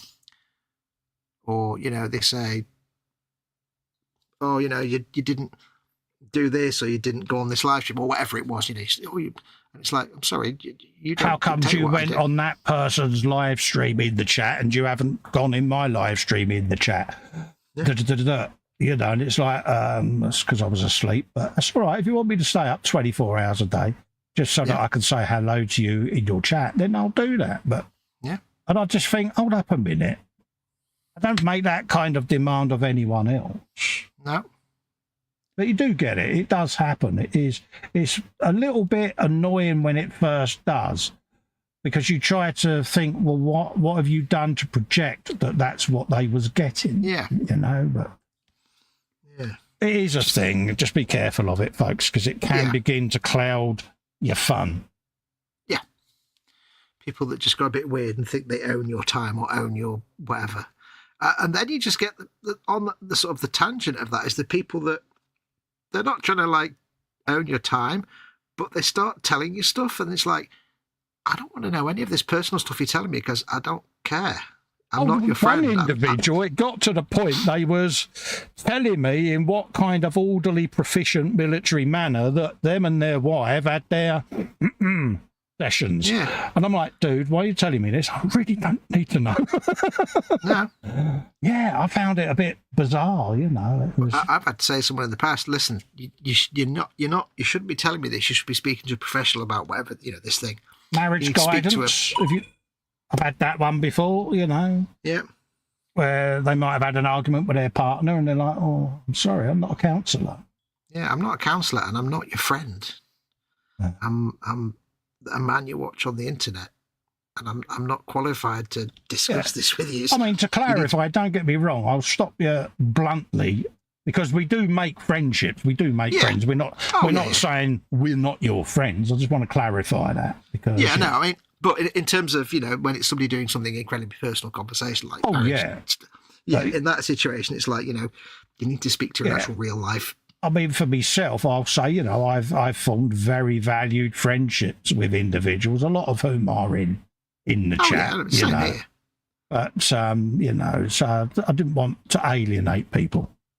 No, my bad. We have made those friendships, and you're right, we do have some very good friends. But it's people that take it that to the point where it's like, yeah, we're on about the REF roundel. We've got our core group, our associates, and then you've got the ones that just, yeah, you're a bit overbearing. And we've had them before. Yeah. You know, and yeah. And you just say to them, I'm afraid, you know, we don't have that relationship that you can have that conversation with me. I'm not comfortable with this. I had one about a couple of years ago invited me to stay with them for a week and got most offended when I said I couldn't. Yeah. You know, and I said, well, I don't go out. I'm housebound. And they really took the ump because I wouldn't go and spend a week's holiday with them. And I'm like, really? Okay, why has this suddenly become a thing? I found it strange. It was nice. It was a nice gesture, don't get me wrong, but I'm like... Yeah, but... And then they got really offended because I politely declined, and obviously they left. But it's like, well, suit yourself.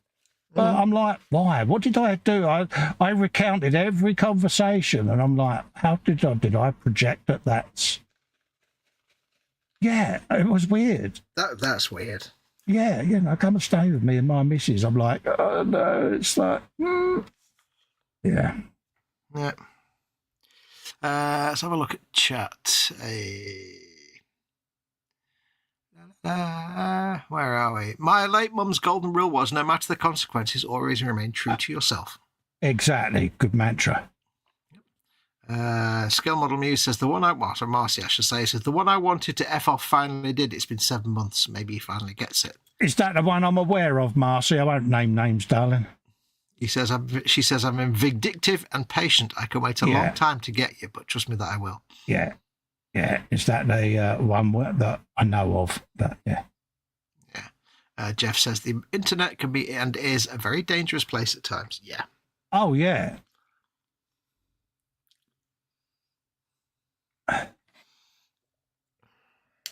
Don't get me wrong, you know, 99% of people are fine.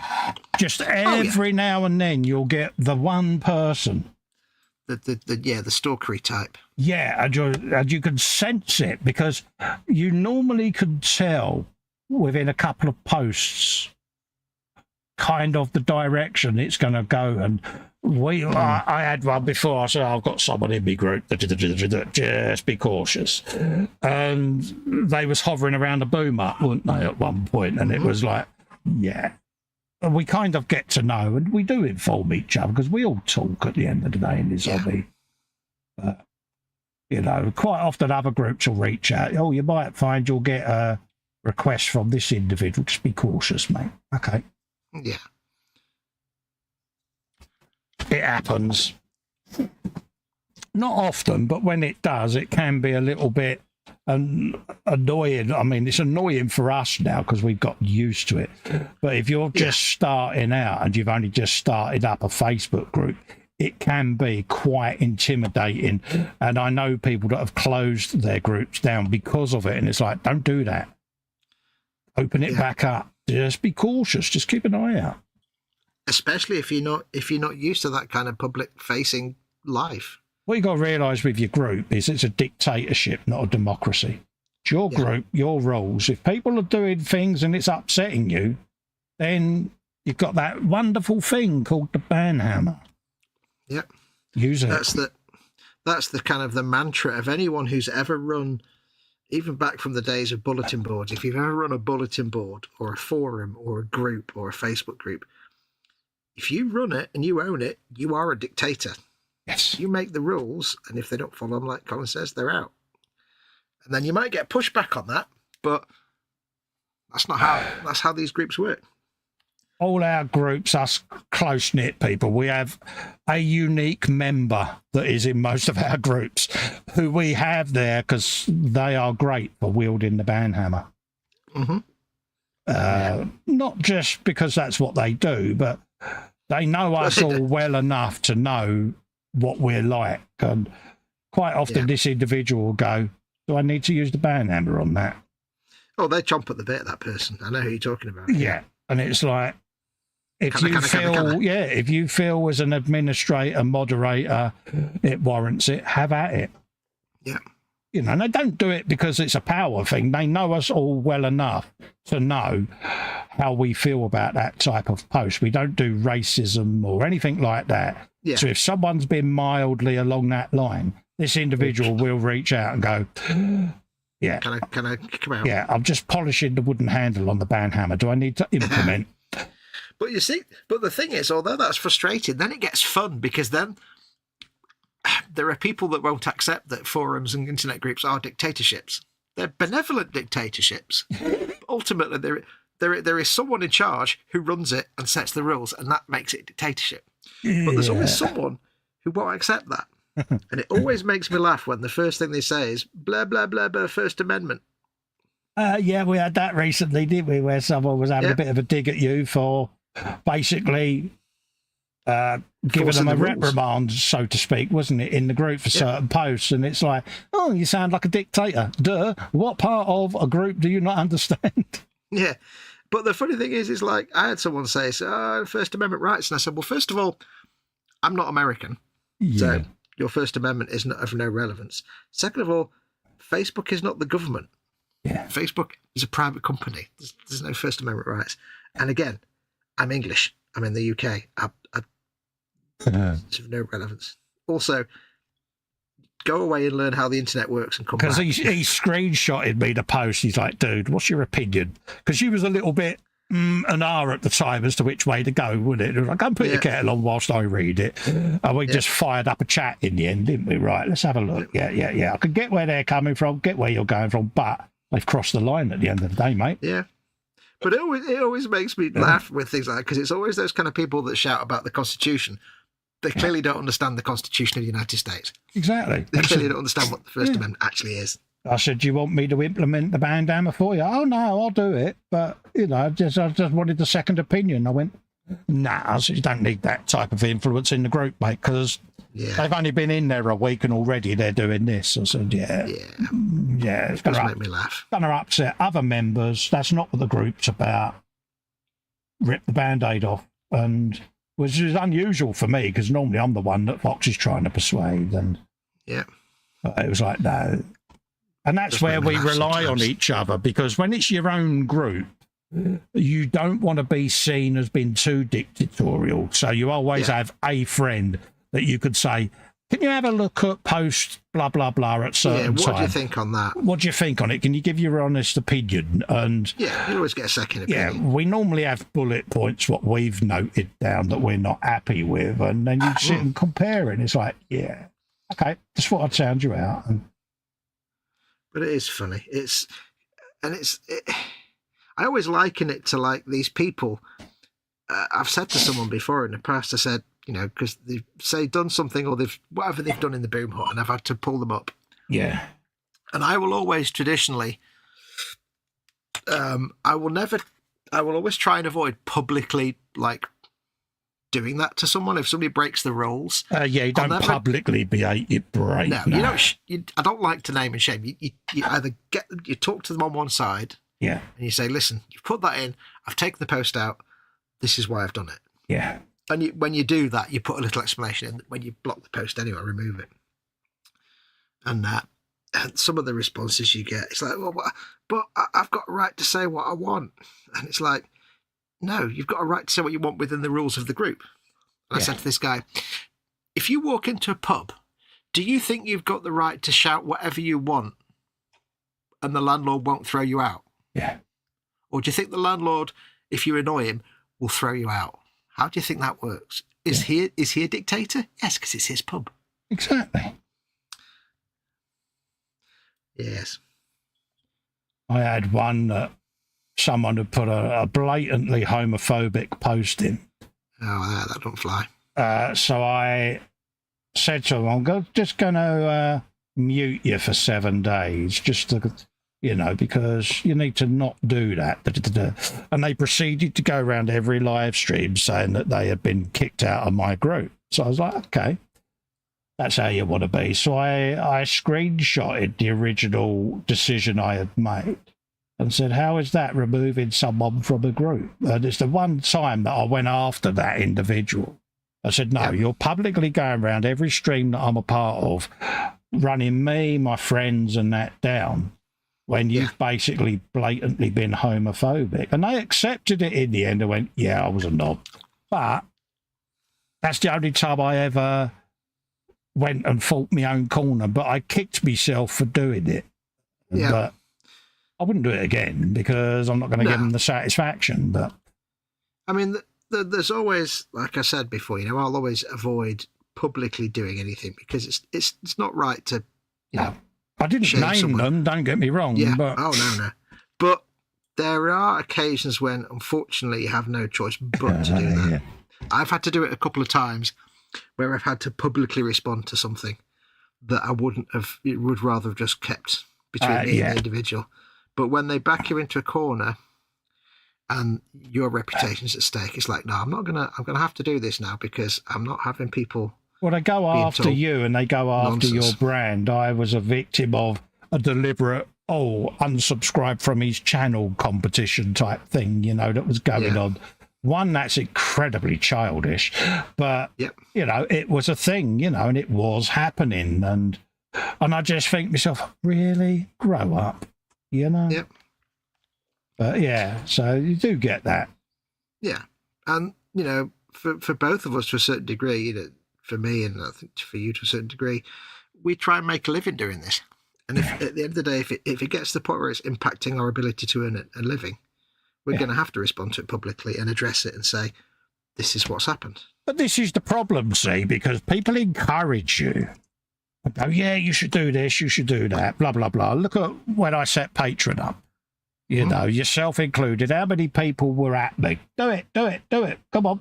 The minute I done it, people got envious of it. And suddenly, you know, certain ones that were pro you doing it were the ones behind the rumours and the gossip. And it's like... Yeah.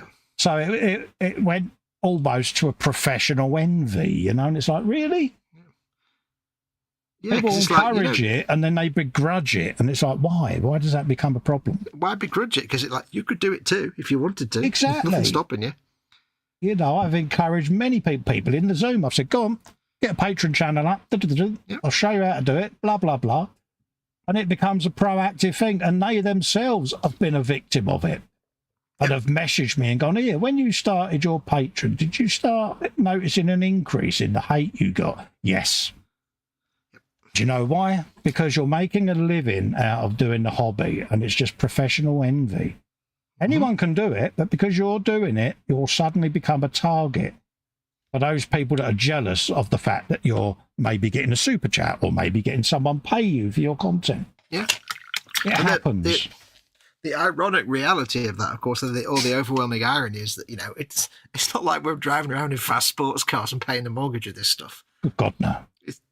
It's like, you know what I mean? It's not the case at all. No. But people like Colin Furs that have got 13 million subscribers. That's earning a living. Yeah, they're the people that can earn a living out of it. You know, little Mire and Pa Kettle channels like mine. I mean, Fox's channel's 26,000 subs. I'm barely breaking 2, so I'm making minimal peanuts out of it. Yep. But I still get people that get negative about it. And it's like, really? Do you know what I used last month's YouTube income to buy? Yeah, a mouse. Yeah. I had hate messages because people bought me a birthday present and I still got negative comments. How comes you get all the free stuff? Really? Well, that's how friendship thing makes me cringe, because it's like someone buys you a gift for your birthday, or you know, or put a super chat. These people paying you. It's like, well, hold up a minute. Do your friends buy you presents? Yeah. So there you go. Exactly. Did you get birthday cards? Yeah. Well, there you go. Same thing, isn't it? You know, yeah. I don't get it. Why do people get hateful over it? It's like, really? Did I ask people to go out and do it? No, I didn't. No. Why get grumpy with me because somebody else showed me an act of kindness? It's up to them. Fascinates me. And I always, whenever I put a present video up, I know I'm going to get a message of something at some point. You know, normally from them channels that have just been set up by people that we all know. But yeah, it is pathetic. It really is. Yeah. So basically, what we said for the last 2 hours is don't even bother setting up a YouTube channel because it's not worth the hassle. Oh no, not at all. People just need to know that sometimes this is I don't know whether it's the same in America, but in the UK, it's a common thing over here where the press people, they like to build people up only to throw stones at them to bring them back down again. Yeah, jealousy of any kind of success. Absolutely. And me and my missus, we worked at a company when we first started courting. Look at me sounding old, courting. I know, saying court. I was just about to say, wow, that's an old word. And the people we worked with were like, oh, it'd be great if you got engaged. Oh, and it lovely, 2 people falling in love, all of that old. The minute I put a ring on her finger, the hatred started. Yep. She started getting issue with her bosses, and the women that she worked with were getting bitchy at her, and all of that. So I left the business because I saw that us spinning that relationship, and especially when we announced we was getting married, was causing her problems. So one of us had to leave the business because of it, and that always resonated with me. And it's the same with YouTube. The minute you do Patreon, and I had it when I first got 1,000 subs, and you get that infamous join button. Oh yeah, where people can become a member. How comes you've got 1,000 subs and got a join button? I've got 1,000 subs and I ain't got one. Well, it's all to do with interactions, views, viewing hours, content, and they got the ump about it. Yeah, just putting up a video doesn't mean you're going to get that. Yeah, and they got the right ump because I had a join button and they didn't. Yeah. And the hatred started. And it's, oh, really? Yeah, I'd be tempted to just send them an email or a message with a link to let me Google that for you, to the YouTube instructions on how all these things happen. Yeah, because I just sent them a link to the YouTube README. Yeah, it clearly tells you. It is so frustrating that we have to put up with it. You know, yeah, it's not just me. You know, this is a common thing across the board. I'm not just saying me and Fox are the only 2 people that get it. We don't. Oh, God, no. You know, we're not. Sorry, but it's like, I was joking when I was saying, what we're saying is don't bother. What we're saying is do it. Do give it a go. You might be massively successful. Hopefully you will be. Hopefully you will be. You remember us and your wills. But just be mindful of what you're actually getting into. There's too many people who seem to be like, think about the internet as if it's still 1996 and it's a wonderful place, and that the Neiman Marcus cookie recipe is wonderful and true. And it's like, no, the internet is just a seething cesspit. Just there's toxicity there. You just got to be mindful of it. Yeah, if you go in with your eyes open, you'll have a better time. Yeah, it is a shame it's like it. Don't get me wrong. Just try to basically not care. Spend quality time with the people who react, who give you who comment and stuff in a nice way. Spend your time with them and ignore those that don't, because they're not important. It's your regular comeback viewers that are important, and we all get to see who they are. You get to see the positivity, and I'm not saying that I'm wanting positivity for everything I do. If people want to critique it, fine, but if you're going to critique for the right reasons. Yeah, not because you don't like how I talk or you don't like me as a person, or that's BS at the end of the day. At the end of that's what I find annoying sometimes, is when it gets personal. It's like, you're just saying that because you're being a bonnet. Yeah, the 2 things to keep in mind are, if I say to someone, this video sucked, I'm going to get ignored. Yeah. If I say to someone, this video could have been a lot better if you'd done maybe something like this, then you might still get ignored, but they'll actually think about it, because if you've given them said, this video might have been better if you'd filmed it in 1080p, not 480. You might be grumpy about it, but there's still a valid thing. And they might be like, you know what, he's not wrong. It's that age-old thing to remember, isn't it, with YouTube? Lighting, audio. You've got to be so...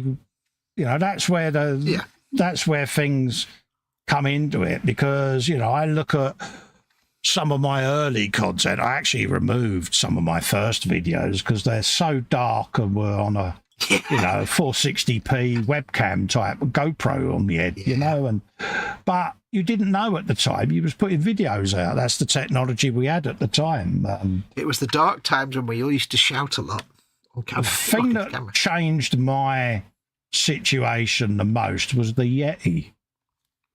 Yep. Because it was good audio. People finally got a bit of good audio, and it made a huge difference. And then obviously the studio lighting, because people could see it. And the one thing that irks me that a lot of people get wrong is dark cutting mats.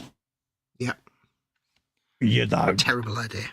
And even green cutting mats. Yeah, it makes it too dark for the viewer. Try and get as light a surface that you're working on. I'm actually ripping these up over the next few weeks because I'm having a big change round on the bench because I want to declutter. How long it lasts for is another matter, but I've got massive part works that I'm building that I can't fit on the bench anymore, so I've got to make a change. You can barely fit in that room. Yeah, well, you think this room's small, but like I said to you before, you've seen how big it is. It's the one thing I need to change because of working surface. I measured it earlier, and I'm using a third of the real estate that I've got on my bench. So you can't keep doing that. No. But I'm also changing the surface. It's still going to be blue, but it's going to be plain, and the only reason I'm doing that is for video. Yep. It's that simple. It's just a crisp, clean, minimalist surface. Yep. And the thing is, you might see people who do videos with dark cutting mats and black cutting mats, and that's, it's fine. But the problem is that they have to fart about for ages to get the white balance and exposure look good for everything else on there. Yeah. Because it's just affecting their exposure levels and the white balance, and it becomes a real pain to navigate around it. So a light coloured mat, you're making your life a lot easier. Yeah, for me, I just press and hold the button and it, bang, there it is. It locks it in, and it's, all right, this one's a bit scuzzy because this is my working cutting mat, but when it's a nice clean surface underneath, it does make a difference. And it's like when I used to have a green cutting mat. If I had something light coloured on the bench, it would be set up a certain way and it would look great. Then as soon as I sprayed it black and brought it back, I'd have to up the exposure to just see it. I'm just going to mute a sec because I've got ring H. Then the green mat, of course, will throw that out, and it really makes a mess. So, yeah, we're not trying to put you off doing YouTube and stuff. We're just saying go in with all your eyes open. The internet is a toxic, rampant cesspit, and you will get flack. You will get nonsense, but just ignore it. Just spend your quality time. And the thing to remember that we all learned, and you will eventually learn, is that when I was saying about ignore the nonsense and just spend time with the decent commenters, if any of you raised a complaint, any of you watching now were to say to me or Festa, listen, this particular thing you do, I don't like that anymore. You need to do something else, maybe, because it's hurting you. And we'd listen to that because you're a regular commenter and you're a regular viewer, and we respect your opinion. If you were just some random comment that said, this sucks, I don't like the way you do that, we'd be like, delete. Yeah. So spend time with the people that give you valuable feedback and information, and ignore the ones that just treat you. Oh, absolutely. Because at the end of the day, those are the people that will give you the feedback that you can actually use. Yeah. If you start doing... Go on. There's people whose opinion you value, and you know the context that they're saying it in is sincere. Yeah.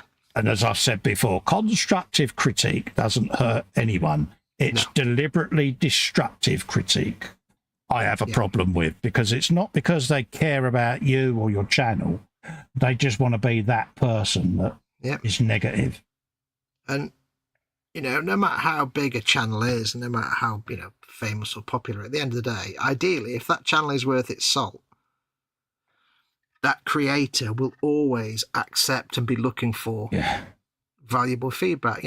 if I do something wrong, if I screw up and make a change that nobody likes, then I would be looking for all my regular, commenters and subscribers. I can think of one. To tell me that. I can think of one that you got hammered for. What was that? Uncle Weavy. Oh, yeah, but that was deliberate. I expected that. I can remember the absolute slaughtering you got. Yeah, but I kind of wanted that because that's, I know that's you the did, purpose but of it. it was the whole purpose of that. the exercise. Oh, yeah. But that's the thing. At the end of the day, all creators want that feedback, but they're not going to take it from some rando who just spouts a crappy comment. They'll take it from their regular followers and viewers and commenters who've earned that trust that their opinion is worth listening to, like you guys. Absolutely. I've had some brilliantly constructive, I wouldn't say critique, but guidance, and you take it on the chin. You're like, yeah, actually, that is a really good point. I didn't notice that. Do you remember the classic one? The fans. There you go.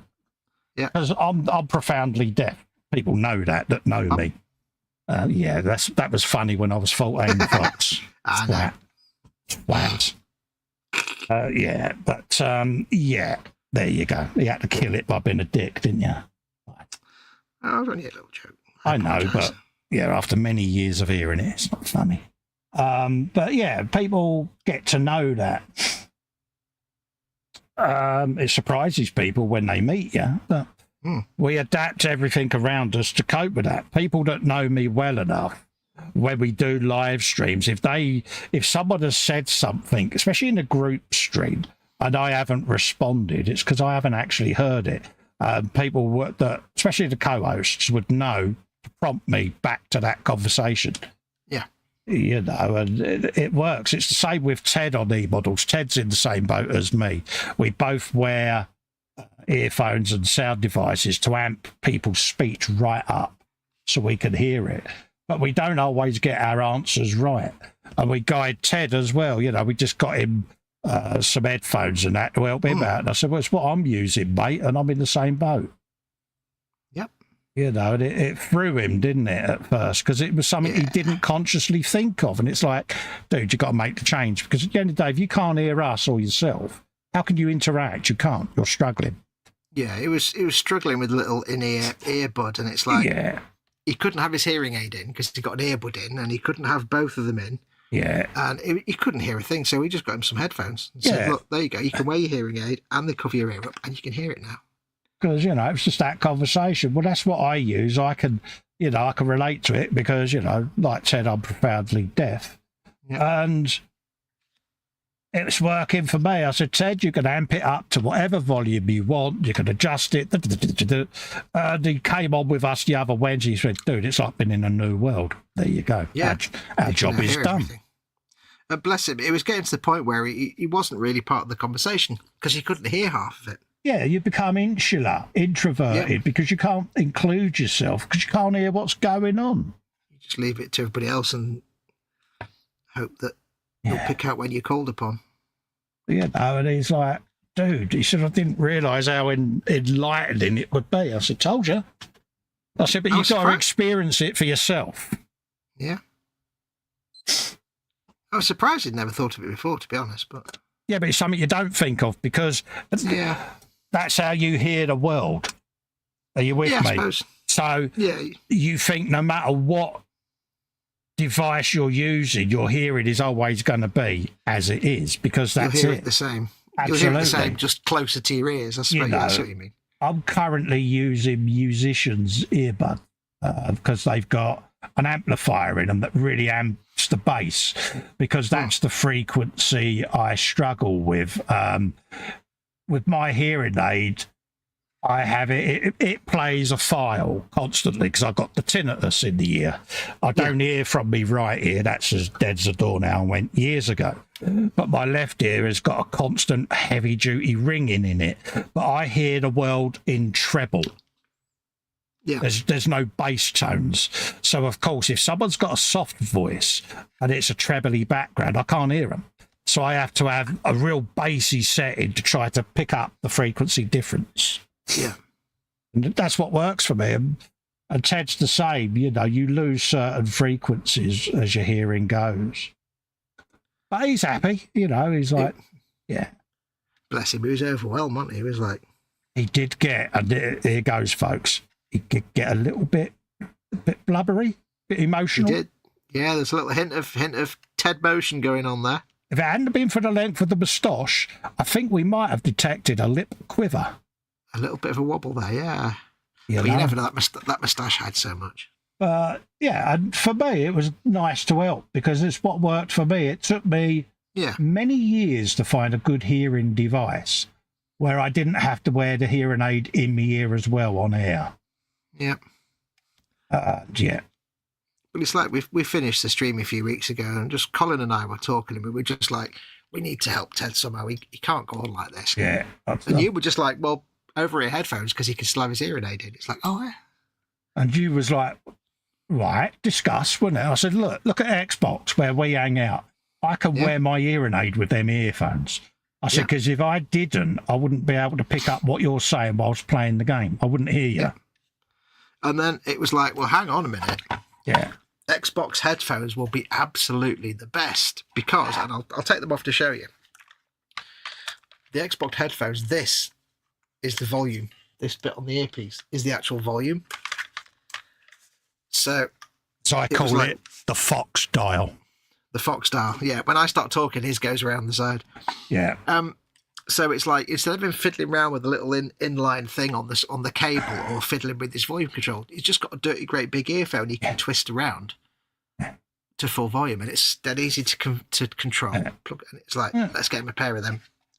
I was like, I do. Because you didn't realise I was wearing my hearing aid when I stream with you on the Xbox. I can wear my full-blown behind-the-ear hearing aid quite happily. The funny thing was as well, after we had that conversation and ordered those headphones for Ted, I sat there and I thought, hang on a minute. Why am I struggling over it with this crappy little earbud? I know. I've got this crappy little pair of iPhone headphones with one headphone stuffed down the back of my t-shirt, one in my ear. Yeah. It's uncomfortable. It falls out all the time and it's tinny as hell. Why am I sitting here with this when I could just put my Xbox headphones on and have like Festa in full bass and actually hear everything, and they're more comfortable? And you discovered how bassy my voice could be, didn't you? Yeah, it was like Barry White going on. Yeah. But it's like... Barry White. So I've been sat there for like years using this crappy little earbud, and it's like I could have just been wearing big donkey headphones that are like comfortable and I can hear everything. It's like, what? Well, when we first started doing Xbox parties, I was struggling to hear him because you won't mind me saying you've got quite a soft, polite voice, haven't you, the well-spoken man? I'm quite happy because I think I've got a nasal, annoying twang, but I would struggle to hear him if I had a game volume going because you was just off the frequency that I could pick up clearly. And I kept saying to him, what was that? What was that? So in the end, I had to turn my game volume down. I just have Fox prattling in my ear, which, is all right for about 10 minutes, but after 3 hours, you're like, it's like fingers on a blackboard. So I got the Xbox headphones and then started whopping my hearing aid in, and I was like, can you just speak? And he was like, yeah. And once I got the adjustment on my headphones where I could hear Fox in my hearing aid clearly, it's enough for me where the hearing aid has got Fox's voice in it because that's the frequency, and the rest of the headphones have got the game in it, so I can distinguish the two, And it's. Yeah. Have you got the wireless headphones as well? Yeah, I've got the wireless ones, mate. So you can adjust the chat volume and the game volume separately. Yeah, that's the ones I've got. Yeah, so I can use that side. Well, I've got to readjust. You might find out the next time we get the game together, we have to do that again, but. Yeah, so Festa can actually adjust game volume and me talking volume separately. I can only adjust global volume, but so both ears adjust. Yeah. It's all right. I've got a little dot on the back that I painted on there, and I've just lined it back up. But for me, I can adjust them and I can balance it where I can have Fox at a volume in me left ear that is manageable and still follow what I'm doing on screen. I love the idea of having me at a volume that's manageable. Yeah, but what I mean by that is the treble is up so I high know. that I can pick you up. I don't know what that is. I don't know what It's a that is at universal all. symbol. I don't want to be doing that while saying I can pick you No. up because, yeah. That's there. But it should be an advert like Xbox headphones. They make Fox tolerable. PJ says, I think everything you and Fox have been discussing for the last hour hasn't exactly instilled any confidence in me starting a YouTube channel of my own. I'll definitely give it. Mate, I totally respect your decision, PJ. Mm-hmm. It's one of them. If before you set it up you're that apprehensive, then yeah, don't worry, mate. It's Yeah. You know, and that's not a bad thing. That's not a negative thing. For me, I think that's incredibly honest and mature. Yep. Because I mean, if you feel that deeply, then it's not for you, mate. no. And that's the thing, and that's why we're happy to talk like this, you know. We could just sit here and say it's brilliant, it's wonderful, you'll make loads of money, but that's being disingenuous to you guys, because it can be great, but it can be hard as nails, and we would rather you know what you're getting into. And it's more than obvious to me and Festa, because we've seen enough people do it. Oh yeah. That some people are just not cut out. If you're in, I mean, I'm an introvert. Okay, I'm a horrendous introvert, and I kind of forced myself into it, but I kind of got around it by being just in this room by myself, nobody else around, so I got away with it. But if you're particularly introverted or shy or unconfident, then it might not be ideal. It might be great, you might do brilliantly, but you need to just be, we'd rather you be aware that it's not easy. You can do it. Yeah. You might do it really well. I mean, the quality of your work, PJ, you probably do really well. I wouldn't worry too much. But as long as you go in with the knowledge that you're going to have some shade thrown at you, you just need to... Yeah. It's when people start a personal vendetta. That's what I find bizarre about it, is look at what we're doing. We are building plastic models, right? I am not sitting here solving famine, world peace, anything like that. I am building plastic models. And yet still you get these vindictive personal hate campaigns. And I don't understand that. I think that is rather foolish, rather petty. Childish. You know, we have a small time on this little ball of rock and water. Let's just get along. But not everyone can do that. And they see my politeness and kindness as weakness. Well, them sort of people don't know me very well, because when it gets under me skin, if it gets personal, I can be so vindictive. Yeah, weakness is not a word that I would use for you. No, and it's like, really? Is that the game they want to play? But you can't publicly rip, because you're giving them what they want. They want a reaction. That's what they want. They want you to let your guard down and go throw a few F and Bs at them, so they can then go round to their little huddle of people and go, see, told you he was like that. Yeah, and that is the thing, again, you have to consider is they want to play the professional victim all the time. It's like, and there will be situations where in real life you would defend yourself aggressively. Oh, yeah. But in public life, you kind of can't do it. You can't do it. You've got to publicly play nice. You know, we've both been in situations where someone said some stuff about, say, me. In my case, things were said about me in a public scenario. Oh, yeah, I went after someone, didn't I? You was like, dude. Yeah. I couldn't say anything in response to defend myself. You thought I was going to get in trouble, didn't you? You was like, don't turn up on their doorstep, will you? But it's like, because in real life, it just get into a slanging match, which is fine. But in public life, you kind of have to not do that. So I just had to let it not do anything with it. Yeah. It's frustrating. Then, of course, it looks like I'm either not denying what that person said or I'm not got the balls to fight for myself. But I have. I had to publicly say to someone once, don't take my politeness and restraint as weakness. If you want to carry on in the direction you're going, you really don't want to open that can of worms, mate. Yeah. It's quit whilst you're ahead. Take the F off pill.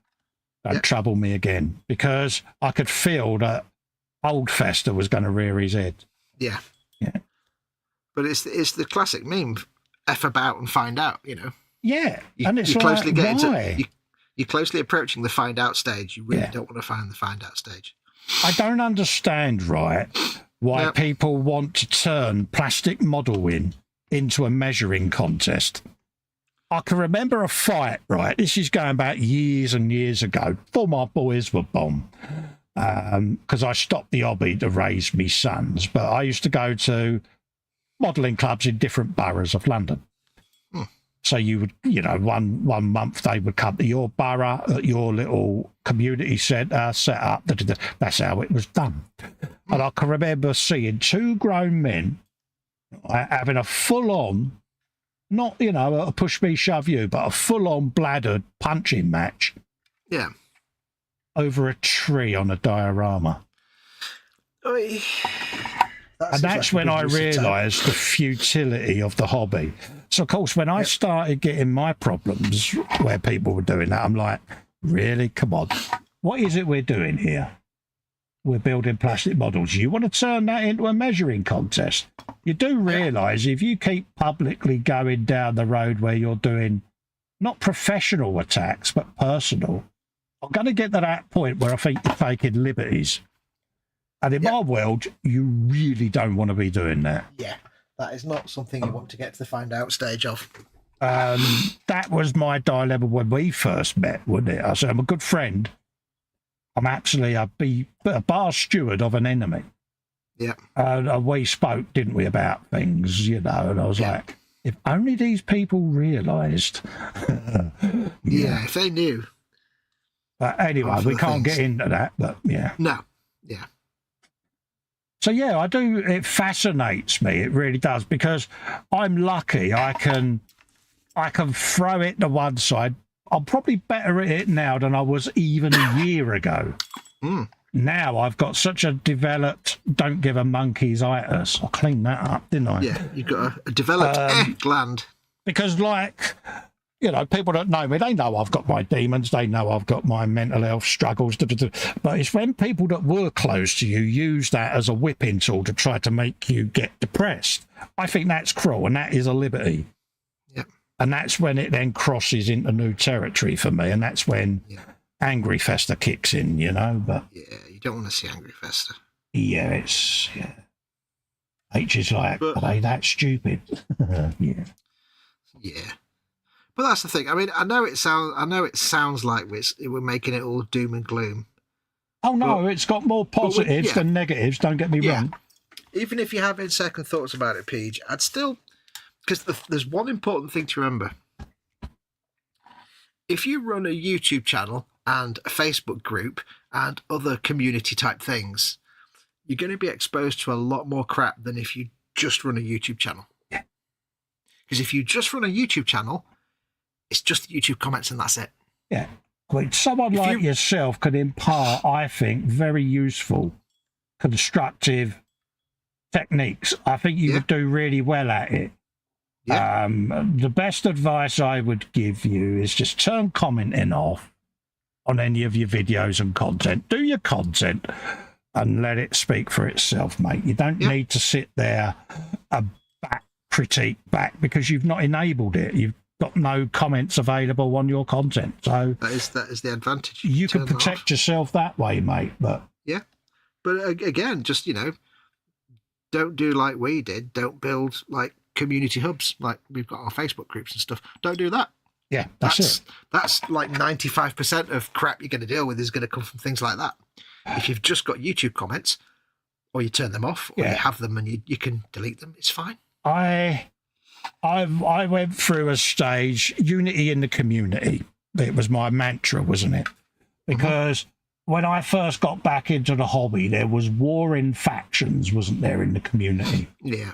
And I tried, unsuccessfully, I hasten to add, but I tried to bring people together in the only way that I felt I could. Humour, banter, silliness, gooning around, and I thought that would heal some of the rifts. And it didn't.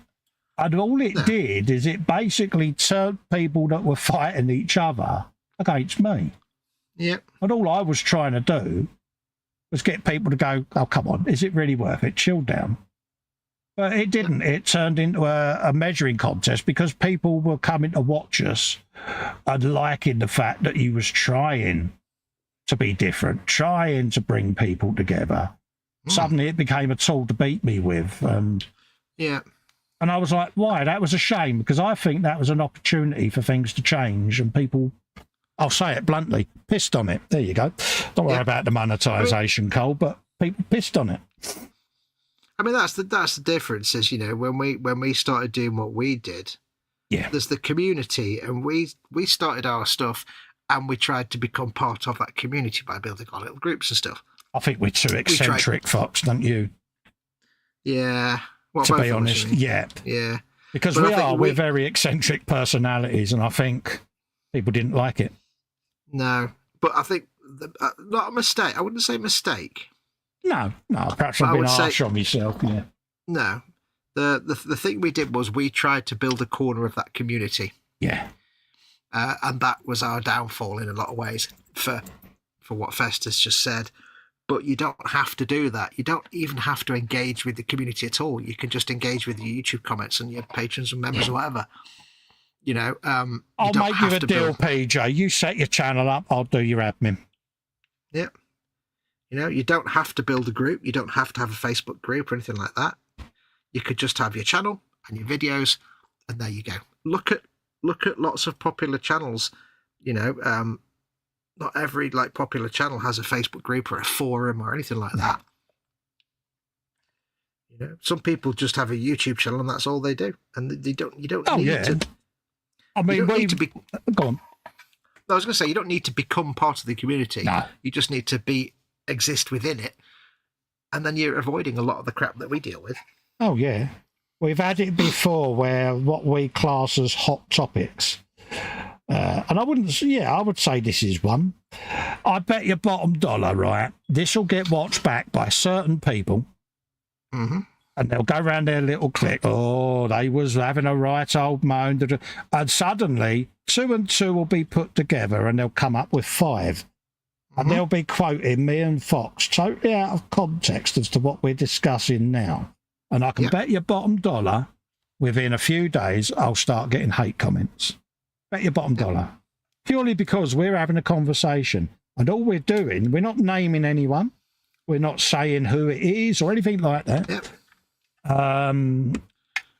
Not that we ever would. Not that we ever would, but from our experience, we've been through it. And all we would like is for people just to rally together, all get along, because all I want to do is what little bit of knowledge I've got, if I can pass that on to people, once I'm dead and buried, the next generation can carry what I think is a very skillful, beautiful and fulfilling hobby on for the next generation.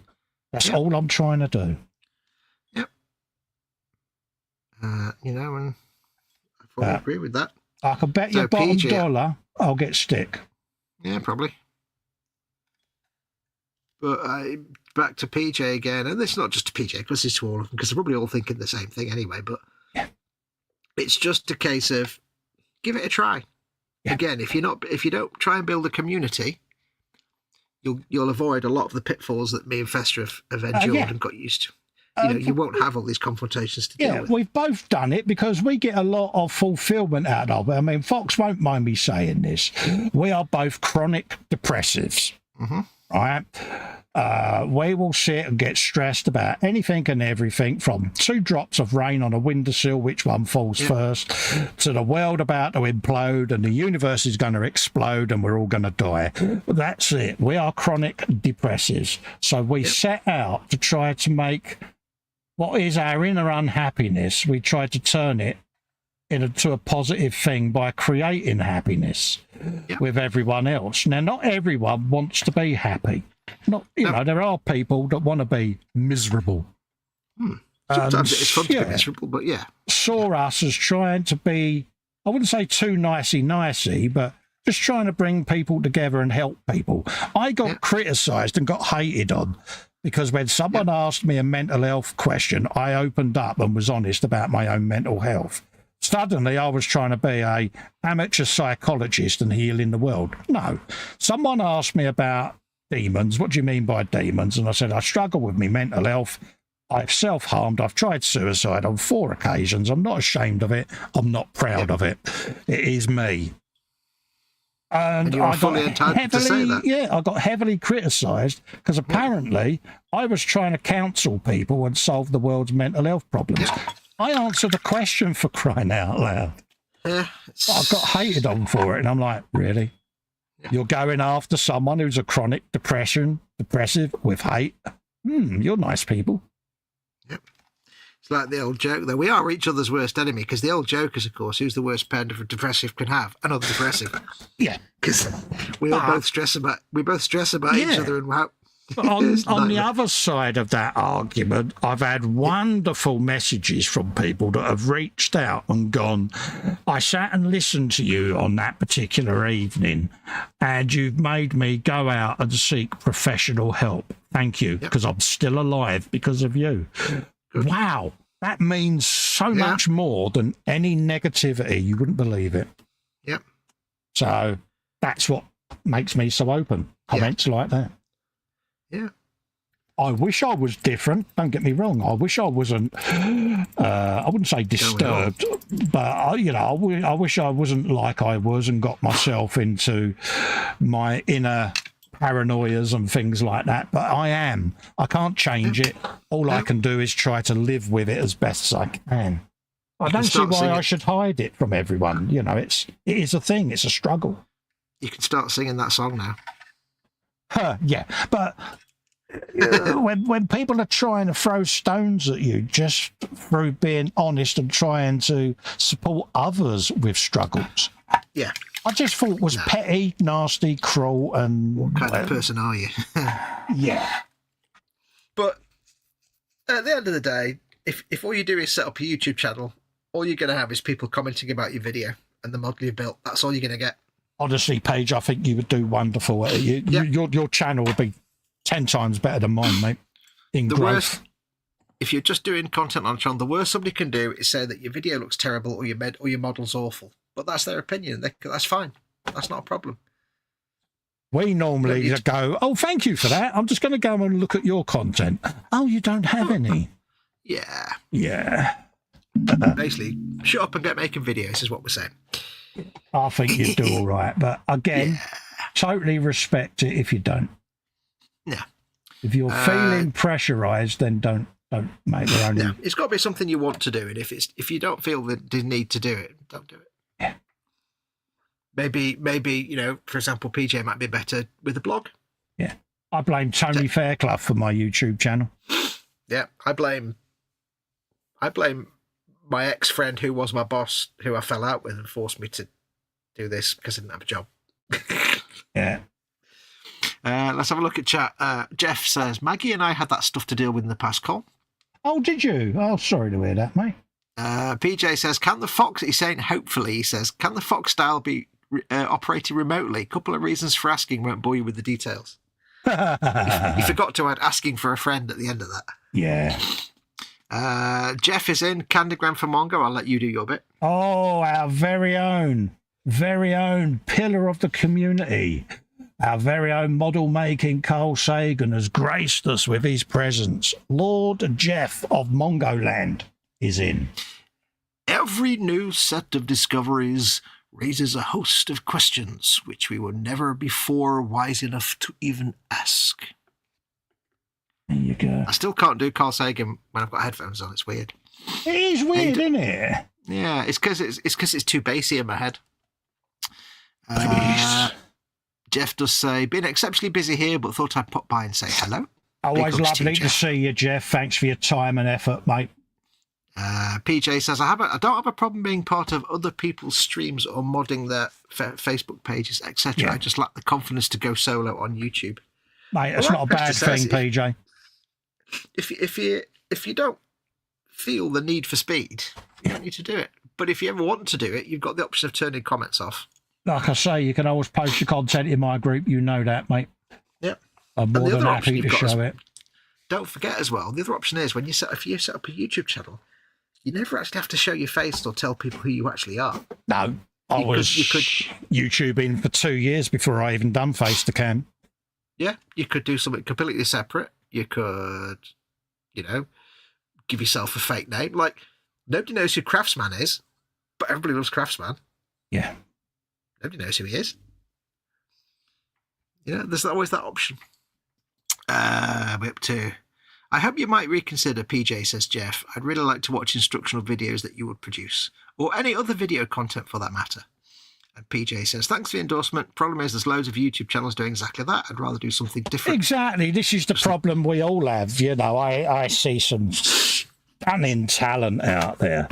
Yeah. Do fanboy quite a few channels because I think their work should be seen and they're next level. You know what I mean? Yeah. But does it deter me from what I'm doing? Not really. It inspires me, but... Yeah. Because at the end of the day, there might be a million channels doing the same things that we do. Yeah. But when somebody goes onto YouTube and searches for a specific model kit and how to paint whatever, you might be the only one that's done that kit, or they might just find your video more approachable than everybody else's. So it's always worth doing it. Yeah. I mean, I originally set my channel up as a legacy for when I'm dead and buried. It was my way of my boys and the missus sitting there going, look at that. Here, look, being a 5-year-old child. Because, you know, it was just a way of keeping your memory alive. That's why I set my channel up. Yeah. Also, you are a 5-year-old child. I am a 5-year-old child, there is that. But yeah, that was what set me up. And you know, almost like that posthumous thing of, Tony, bless him, when I first got into doing the Rossi bike, and I was sending him pictures of how I was doing it, and he said, have you done any other models? And I sent him some photos of the then Boot Hill Express bus builds, and he's like, you got a YouTube channel? I was like, why would I have a YouTube channel? That's why I'm watching yours. Dude, you need a YouTube channel. And I was like, no, I don't. And I thought he would shut up and leave me alone. He did not. 18 months, every 2 days. Where's your channel? Have you set it up yet? Send me the link, send me the link, send me. He didn't leave me alone. So in the end, I set it up to shut him up. And you thought I was bad. Yeah. So then it was, where's your videos? Where's your videos? Put a video up, put a video up, put a video up. And I know why he did it. He was trying to encourage me, and he wanted the world to see me work. Then I got do you know this bloke? Which was Foxx and the E-Models stuff and all of that. And suddenly they become aware of us, and this little community built up, didn't it? And that was it. Rest is history. But if it had been left to me, I would never have done it, Paige. I'll be brutally honest with you, mate. Yep. And that's not me just saying that. I'd never have done it because I wouldn't have had the confidence to. Yeah. So if you want to blame anyone for having to sit here and listen to my inane waffle and drivel, name Tony Fairclough, Elgin35@geocities.com. Yeah, notice how he unleashed all this on the world and then just buggered off. I've never seen him since. Oh, yeah, well, I got a lovely message off of him, didn't I, the other day? You did, actually, yes. Over my bike builds, and I was so humbled, folks. A very nice little message. Oh, you pillock, why have you just painted a fire extinguisher yellow? Bloody fire extinguisher, you pilch. Moving on. Wait, I'm more surprised there's a fire extinguisher on a Warhammer tank. Oh, yeah, look, there it is. There, look. Yellow fire extinguisher. Wow. I didn't even. It's like, when did Warhammer do health and safety? I shall redo it red. I could do it black as an electrical one, I suppose. Is it electrical? Halo gas or something? Halon? Anyway, but yeah, I'll paint it. I'll paint it red. I've got to let it dry first. It's only as soon as I painted it, I'm like, that's a bloody fire extinguisher, you spud. I should have done the can yellow and the fire extinguisher red, but I got distracted. You got distracted. I did, yeah. The other thing to keep in mind as well is, again, with there's millions of channels already out there doing this, is that there's only 2 reasons that you would set up a YouTube channel about model making anyway. Yeah. One is to show off your work, and 2 is to teach people how to do it. Yeah. And if it's to show off your work, then yeah, there's 10 a penny channels and so on. It's hard to stand out from that. But if your intention is to teach people how you do it, then everybody has a different way of doing things and different things they've learned over the years. So even if there's a million channels out there, Yeah. there's no guarantee that your specific method has ever been shown before. Yeah. You know, it may be one of your methods is completely unique, or like I said before, you might be the only person to actually film a specific model. And if somebody wants help on that model, then you're the only one there. Bang, there you go. It's them little tips, you know, when you'll do something and someone goes, wow, that's a cool tip. And I went through a stage, I just thought people instinctively knew that. And it was you, wasn't it? Said you need to show people these things because I didn't know that, and I've been doing this hobby for years. And it's like, oh, surely you must have heard of that. Yeah, and a classic example would be let's say I'm installing a game on my computer, as I've been doing for the last few days, fettling around installing old games and doing modding and stuff. And I don't know the first thing about it, so I've been looking up YouTube videos how to do stuff. How do I install the mod manager for Fallout 3? How do I do this for Medal of Honor? All these different things. So I go on YouTube. And here are like 30 videos how to do this exact same thing. Yeah. Okay. Click on the first one. It's completely silent, where the guy opens a text message thing and starts typing. Instantly turn off because I can't be bothered watching that. It takes too long. Yeah. Go to the next one. It's a fake synthesized voice with crappy dance music. Instantly turn that off. Don't care. I don't want to be annoyed while I'm watching. Yeah. Get to the third one. There's somebody showing you, but they've got their screen so low res and they're talking through the world's worst headset microphone. I can't even begin to watch it for more than 5 seconds. Turn it off. Get to the fourth one. It's somebody speaking clearly with a very nice 4K screenshot of what they're doing on their desktop. Yeah. So, right, this is what we're going to do. We're going to take this and we're going to click on that. And then you click it. And I'm like, and there wasn't 20 minutes of waffle beforehand. I'm like, right, I will watch this video and I will learn what I need to do. So that's the perfect scenario of there may be 50 of something, but a lot of them might turn somebody off just by virtue of having crappy music or an indecipherable, narrator or something. Yeah. So never feel that you shouldn't do something because there's already lots out there. You might just have a different way of doing it that works for somebody that didn't work for somebody else. Jeff says Tony Fairclough was my gateway into the boom up. So yeah, he reached out during the week. You might have noticed I put a couple of pictures up of the bikes I've been building. And Tony sent me a wonderful comment on Facebook. Meta, is it? Yeah, just Facebook. Just say yeah, Facebook. That Meta Business Suite thing, you know what I mean? Well, I was referring to the app that I was loading up, Fox, but not to worry. I know. But that's what it was on anyway. But yeah, it was a really lovely comment. So yeah, big thanks to Tony. Yeah. And it's all Lee's fault, and I reminded him of that. It's your fault I'm doing it. Yeah, absolutely. Yeah. Bless him. Always good to see Tony still about because, it's his fault that I had to work my way through an entire week's worth of army rations. British Army rations. And I still haven't drunk Screech. God damn it. Yeah, he's got a lot to answer for, Tony. But couldn't make a nicer fella. Oh, you couldn't. He's a complete nutter. And the fact he looks like John Llewellyn is just fantastic. Robert Llewellyn. Robert Llewellyn, even, sorry. What is it, John? John? Yeah. I've got a John photograph Llewellyn's a nice bloke, but Robert that does, Crichton. Yeah. I've got a picture of Robert Llewellyn, and I swear you wouldn't. I sent it sometimes as a picture of Tony, and people didn't realise. Yeah. He could earn a good living as a Robert Llewellyn lookalike, couldn't he? Yeah. Somebody said, why have you sent me a picture of Tony? I said, that's not... Oh. And Tony in real life is just as mad as Crichton. Oh, yeah. He is Crichton in real life, because he's even got the walk, isn't he? Yeah. And Space Corps Directive. I'll have to get him to start quoting them. Yeah, I mean, Tony's the kind of person who would say, if we go to red alert, that means we've got to change the bulb.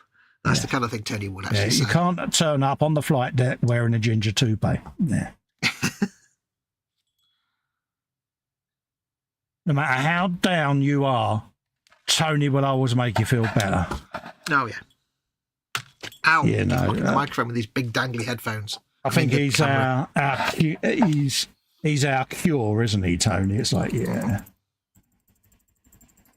just going to step away for 1 minute. No worries, mate.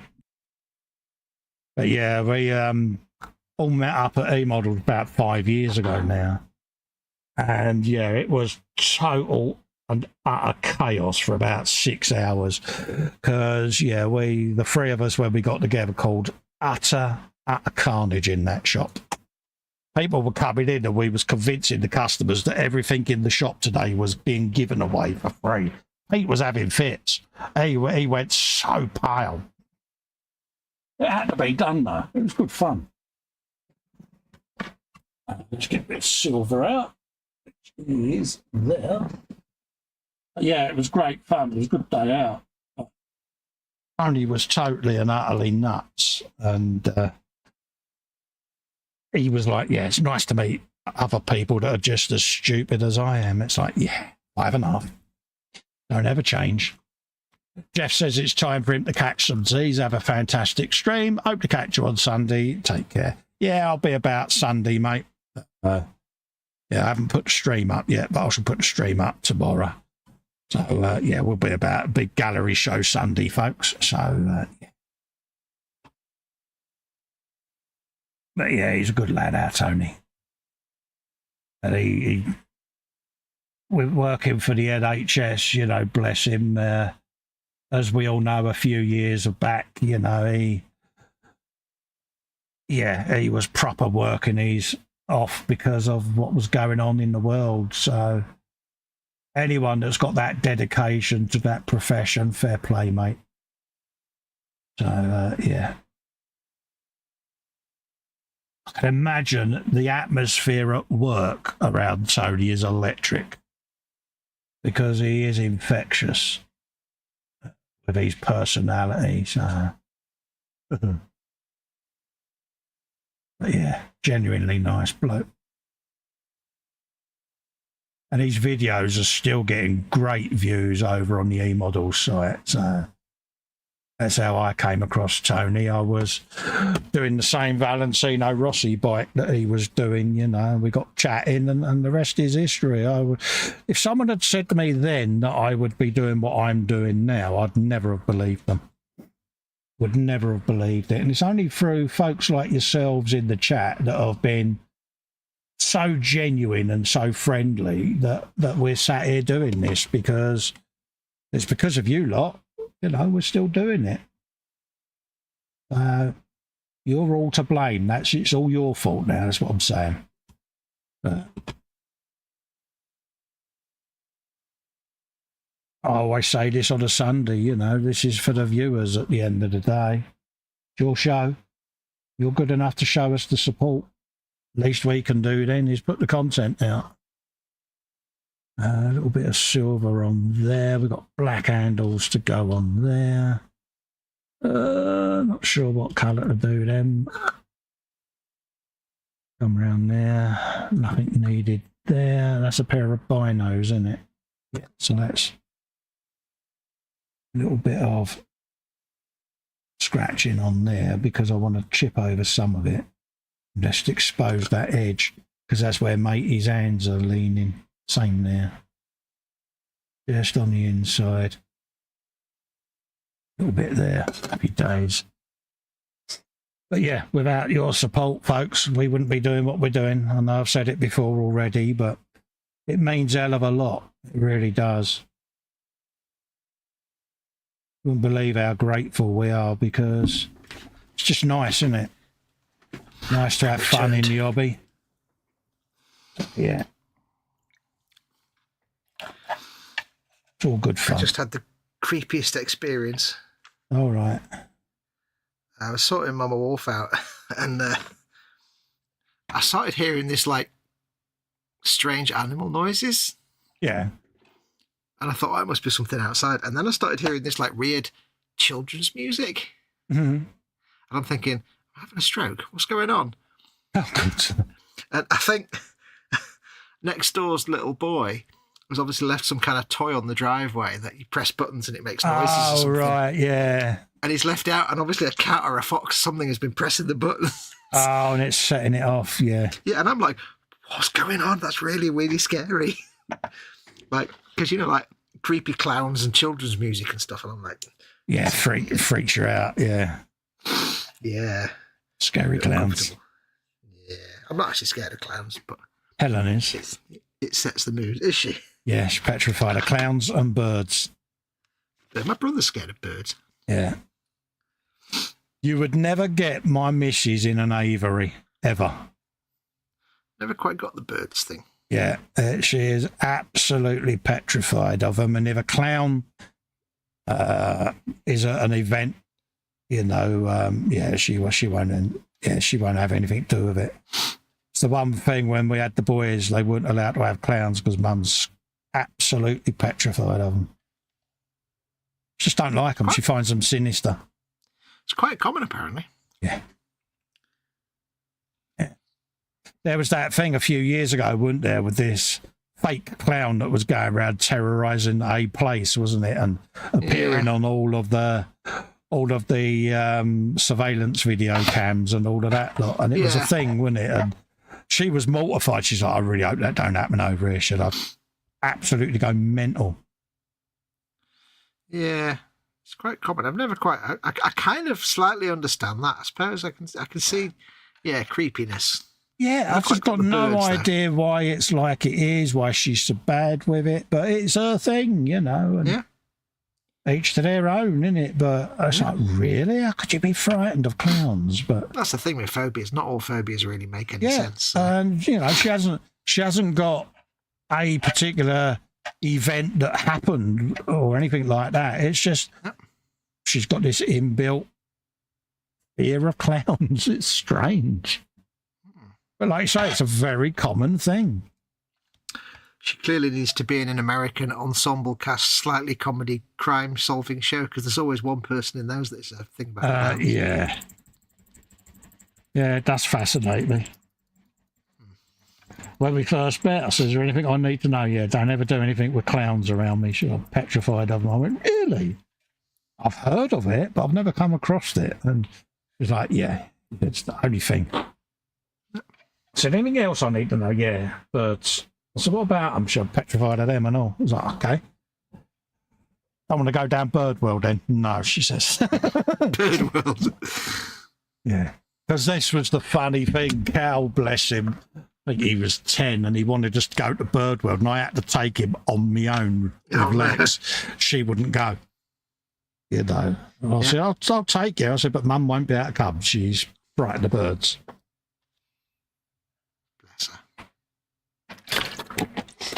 Like I say, everyone's got a phobia, I suppose. Yeah, there's nothing rational about most phobias. Some of them make obvious sense from survival point of view, but some of them just make no sense. But there probably is a deep-seated reason. Yeah. But we just don't know what it is. It's like, apparently the reasons that cats freak out with cucumbers is because it's the part of their brain that makes them wary of snakes. I didn't even realise they did. Yeah, you put a cucumber in front of a cat and it can absolutely freak out. Really? Wow, never knew that. There was a thing about putting videos on like TikTok and YouTube and stuff or whatever about cats freaking out about cucumbers, and various animal organisations were like, please don't do that because it's kind of psychological torture. Yeah, I've seen the one with the goats where they clap their hands and the goats freeze and fall over. Yeah, that's a genetic thing, that one. Yeah, I've seen them. It's like, really? Yeah. No, with cats, they just freak out. But it's because it's the part of the brain that makes them aware of things like snakes. I never knew that. Long things that unexpectedly appear in front of them. I thought that was called marriage, long things that appear in front of them. I've heard the rumours. I suppose most of them are deep-seated in some original primeval survival thing, but they just end up manifesting in weird ways nowadays in this modern world. With crane flies, it's completely pointless. Yeah, you're not fond of them, are you, mate? Nope. Crane flies. That is the one thing that you're guaranteed to see Fox make squeaky noises and run a mile from. I will run out of the room, literally, and get someone else to fix it. Did it on one of these shows, didn't you, last year? You had just heard this squee. It's like, what's up with you? Crane fly, crane fly. Oh! I would literally leave this room, close the door, phone my brother in Essex, and get him to come all the way up to get rid of it. All I heard was his bedroom door go thud. Yeah. It was like, bye. Dude, he'll be back in a minute, folks. Yeah. No, he was gone for a good couple of minutes, mate, wouldn't you? It's like, I think it's gone. I think it's gone. Yeah, it's back. It's one of those things that I have no qualms killing a crane fly if it appears, because it's the only way to get rid of it. I had one in here last night. Got to that point. It was getting really irritating that the light of death went on. Yeah. Yeah, if it's a moth, I don't have the light of death on for them. I capture them. The funny thing is, though, like cellar spiders, which are basically just big daddy long legs but without wings, I'm not bothered by them. I'll just catch them and throw them out. Yeah, yeah. I kind of, in a little strange way, I kind of actually like cellar spiders a little bit. Yeah, yeah. But they're cute, aren't they? Well, I won't say cute, but they're not particularly offensive. They can't really run away from you very fast. They're not hard to catch. But, yeah, they're all right. Tell you what spiders I adore. I absolutely adore little jumping spiders. Yeah. Little zebra spiders, they're so cute. I was playing with one the other day on the bench outside in the garden. I was sat there. A little zebra spider comes on the bench, on the little table on the bench. So I put my finger down. It was waving its legs at my finger and watching. So I moved my finger and it was following my finger. Oh, wow. It was my little spider friend for a little while. Yeah. As Bob Ross would say, a happy little spider. Happy little spider friend. There's me and my happy little squirrel just hanging out. That's, bless. If you want to know what a good old traditional hippie was, go and watch Bob Ross. Joy of Painting. Yeah. Legend. Let's have a quick look at chat. Well, guys, it's time for us to catch some Z's. Have a fantastic stream. Hope to catch you on Sunday. Take care and stay safe, everyone, says Jeff Light. Take care, Jeff. We'll head off at 4. Yeah. If that's all right, mate. Yeah, it works for me. Let's people get on, because it's been a late one. We've got carried away with our wibbling. Apologies to folks with our wibble if it got to you, but we've just been honest. Yeah, I think by now you know what this show is like. Yeah. This is when you get to see me and Festa just being me and Festa, basically. PJ says, I graciously accept my part in your continued popularity. As a penance, I shall force myself to have another glass of JD. It's a chore, but someone has to do it. No, we enjoy your company, mate, you know. And bless him, you know, PJ's had it before, and he won't mind me saying people totally misunderstand perhaps what he means or what he said.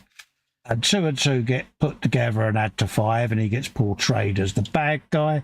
He's not. His art is in the right place, folks. Just saying. He also says he has a phobia for stupid people. Yeah. Don't know what you're doing hanging around me then, mate. I take stupid to an whole new level, mate. I know what phobia PJ has. Oh, yeah. PJ, you know what? PJ gets all Dreyfus. Yeah, we know that phobia. We know it. We're not even gonna mention the Bluey. Oh, damn it. Oh, yeah, you weren't supposed to actually say Bluey. Oh, I just said it. Damn it. Said it out loud, didn't we? Oh, you said the loud part, got the quiet part loud. Yeah. Can't take you anywhere, can I? Yeah, just as well don't dig the Bluey car out, put it on the bench. God, he'd have an heart attack. Yeah. Bless him.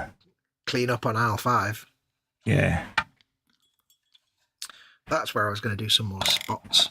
Bless him. But no, it's nothing worse than being misinterpreted, mate. Right, we got a bit of that going on. I can't have lost a tube and get... Oh, there it is. You don't do what I do then and put a little black line around the tube so that you can see it on the bench. Oh, ooh, that's an idea. I had never considered that. I have now considered that. It has now been considered. Yeah. I thank you very much. Yeah, just a little black line, marker pen, Sharpie, anything like that. Yeah. And you'll easily see it, because I have trouble seeing them. They fly all over me bench and I know it's there.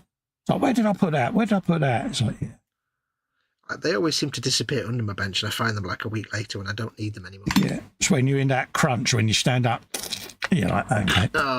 Found it. Yeah. Oh, yeah. I was saying to Festa just before we went live, on this Dracosan transport, there's absolute tons of like metal strips with rivets all over it. But as is my usual way, I had a few gaps in panels here and there because I'm a bit cat-candy when it comes to building. So I covered them up with little strips of plastic card and rivets. And now I've painted it. I can't actually tell which bits I riveted and stripped and which bits are actual moulding. Yeah. It's good like that, though, isn't it? I must have done a reasonably decent job. Right, I forgot to put any paint on that bit. There we go. That's where I went to do chips. I must have done only a mildly half-assed job. Only mildly? Only mildly half-assed. Damn, you're failing the world, mate, by doing that. Well, I was too busy being shown around a Chinese munitions factory by an Chinese impressionist doing Pacino, whoever it was. With Joe Biden and what's his face? PJ says, you had to go there, didn't you? Go where, Yes. mate? Where was that, Go where? Peach? Go where, mate? Please about. tell me. Where did I go? I need to know. We need to know so we don't go there again and say Bluey again. Yeah. Oh, wait. Oh, Yeah, sorry. please tell me, PJ, where I went, mate. Yeah. Can't unsee it now, mate, can you? Show me on the Bluey doll where Festa said something wrong. That's PJ at the back throwing the squeaks. Really? Really? And the bluey car. The bluey Hate you car. all. There isn't any of you that I don't hate right now, and that's all of you. Thank you. Yeah, must ship. Must ship. Pardon? I must ship it. Send it to its new home. Oh, yes.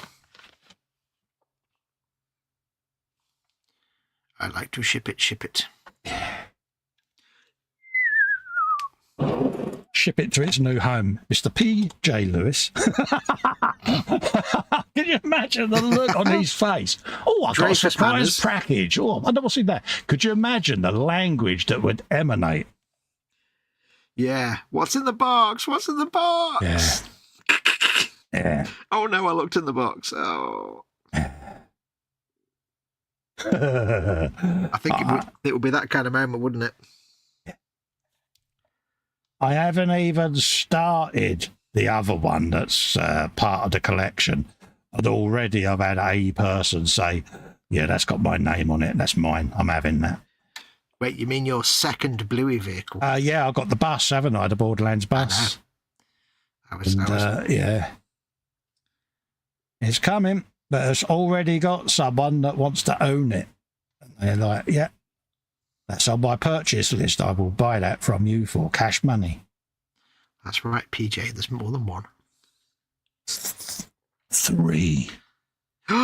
Wait a minute, 3? I know. Oh, no, yes. Oh, yes, I forgot that one. Yes, you know the Oh, yeah. yes. Oh, yes. Yeah. Yeah, the third one, no, did I say that, the PJ build? Never. I never said that, did I? You didn't say that. I didn't hear you say that.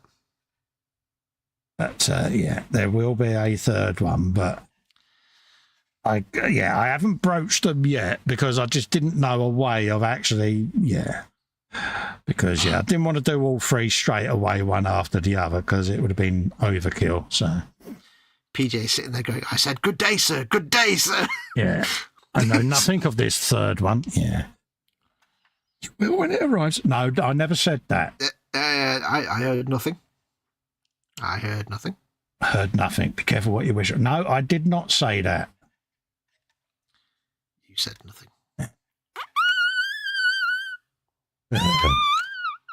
Yeah, if you get a parcel that says, please open on the Scale Model Addicts live modelling show, be afraid. If you get a box that says not from Festa, Yeah. you can take it at its word. Yeah.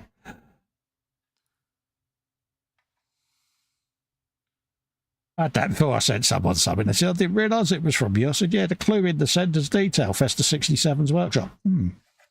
Oh, yeah? It's on the label. Hello. Oh, yeah, so it is.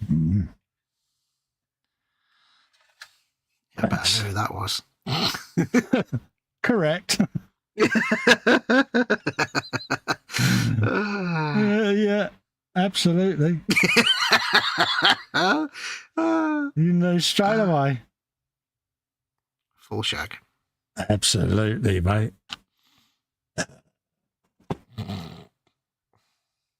You didn't even have to do the voice. I didn't at all, mate. It did surprise me, mate. I did the inner voice. You are a bit remiss in your duties tonight because you have not at any point done your bench belly beverage. I asked the question at the beginning, mate. No, you haven't told us what yours was. Is what I mean. Mine was fish and chips. It's Friday, mate. Oh, yeah, fish and chips. And Mum that's to will say, have fish and chips. A beverage, obviously, the tea and the orange. So, yeah. Fish and chips Friday, mate. I'm a man of, limited menu options, mate. Yeah, Mum Wolf was poorly today, so she had a little fish and chips for dinner. I had a chip shop fish and chips tonight. Oh, yeah. With I've got her on the northern gravy. Oh, yes. I like your local chip master. Yeah. Legend he is, mate. Yep. So how many of these disposable brushes have you actually disposed of, mate? Well, you see... Hang on. I can't get it. You see this one that's still got I've actually put a plastic tube on the end of it. Yeah. That's my first one I've started using, and I've had that for about 6 months now. Yeah, as you see, I was just being cleaned out by disposable. I am using the same one. I have exactly 250 of them still in bags. Funnily enough, so do I. Yeah. Yeah, these little disposable eyeliner brushes, and this is literally... I've been using it and then cleaning it, and I even got a plastic tube on the end of it. Exactly. It doesn't come with this plastic tube. That's an artificial layer brush tube. PJ says, okay, he says, this might be the JD messing with me head, but it looks to me like Colin is painted in colour and Fox is painted in black and white. It's weird. Yes, it is. See, I'm in colour and Fox is in Super Marionation. If I take those brushes away... Yeah, it's black and white. It's black and white. Yeah.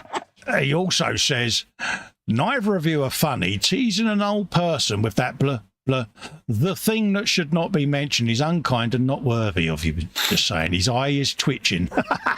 Hey, I'll tell you what, he's got good enough to type 2 letters of it now. Absolutely, so get better. Mate. Well, it was on the bench, mate, whilst you was distracted. I'd slammed the bluey car on the bench, mate, and he saw it in full colour. Oh, just says, you're right, PJ. It's almost surreal how Fox's video is all black and white tones except for his hands. I wonder if I can actually can I do black and white? So I don't even know. Yeah, you can do black and white filter, can't you? Yeah. Let's have a look. There you go. Oh, no, that didn't go well. Oh, yeah, that didn't go well with your lighting, did it, mate? Yeah. No. There you go. There you go. Yes, hello and welcome to 1943. Yes. Yeah. Hello there, Grayson. Mr. Chumley Warner here. What? I shall now start talking with my mid-Atlantic accent. Well, welcome to Pathé News. I'm going to leave it like that now. Yeah. Today I'm going to be using a light grey and a slightly darker grey. Yes. As you can see here on my wet palette. Palette of wetness. Yeah. And I have a special grey-topped glue. Yeah. Yeah. Well, I'd say you could put your bluey car on there and PJ wouldn't see it because it's all black and white. It'd be stealth, wouldn't it? Hey, I'll tell you what. Yeah. This looks better in black and white. It looks mint. Does, mate. I like the different shades of grey on there, mate. It looks really mint. Yeah, it's not as contrasty in colour, but put it black and white. Hey, I tell you what. What? I actually might start streaming like this because the picture quality looks much better in black and white than it does. There you go. So you've got to, be careful what you wish for now, folks. I might just stream it black and white because it just makes everything look better. Absolutely. You said that before. Is there an echo? Yeah, because it makes everything look better. Where are we up to? Oh, I'm well behind on the chat there. We are being very shoddy, but we're going off air shortly anyway, so. No, I mean, I'm well behind. For some reason, it scrolled up. All right, unscrolled. Oh, there you go. That's what threw me then. I don't do scrolling up, do I? I accidentally scrolled up and saw another chat we missed, but it's too late now. Be careful. Be careful what you wish for. Yep. Bang that on there. Sling that on there. Got that at a jaunty angle, and that's what I've been up to tonight. A little bit of detail painting on the Lehman Russ. A little bit of this and that. It's had a bit of chipping around the edges. Subtle. Yeah. Subtle. Subtle, you say? A little bit of streaking, so as you can see. Yeah, subtle. Yep. And that's where them pens come in their own, see? They really did quite a subtle job. Around the side there, a little bit of rusty detritus. But yeah, coming together, slowly, slowly. Let that all do its thing. I think you'll be finishing that Lehman Russ yourself, mate. So, I don't know, I'll say it was part of our series, and dare I say, it'd be nice to finish it together, mate, because it was our thing on the Warhammer Sunday, mate. And, you know, why start a build not to finish it? People got into the series, didn't they? Yeah, but I don't think there's anything left I need to teach you. Oh, no, I mean, well, yeah, there still is. Anything I can show you that you don't already know, I should say.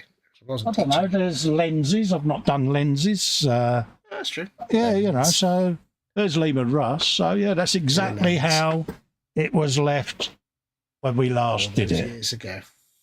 Yeah, we should finish it. And it's one of them. It's going to not be finished until we finish it together. That's the deal. For some reason, the aerials on the turret remind me of the probe droid in Empire Strikes Back. Yeah. Because obviously you've got the dudes to paint. We've got all the little bits and pieces. Excuse the dust. It is looking rather skanky, isn't it? It's the eternal pain in the butt for modelers is just dust. Yeah. I'm actually getting acrylic covers or panels made for the front of my shelving.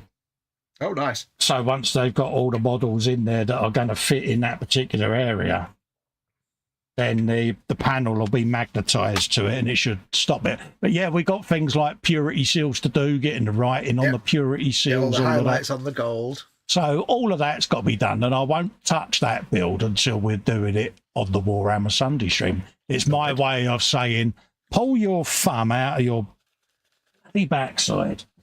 Yes. Yeah.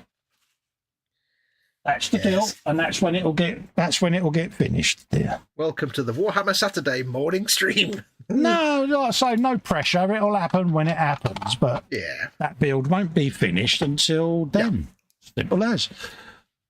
What have I been up to? I have done. PJ says, great paint job, Colin. I guess we'll have to wait 30 or 40 years before we get to see Fox's paint job in colour. It looks good, though. Here we go. So I've done all the light colour chipping. Here we go. Here's the chipping on this jolly model from 1942. Yes. Can you believe in one live stream I've done all the light colour chipping on two tanks? I know, it's scary, isn't it? See? So I've done all the light colour. I've done all the rust chipping on the Lehman Russ. See, you can do it when you put your mind to it, dear. I've got all the chipping on there, on the turret, a little less.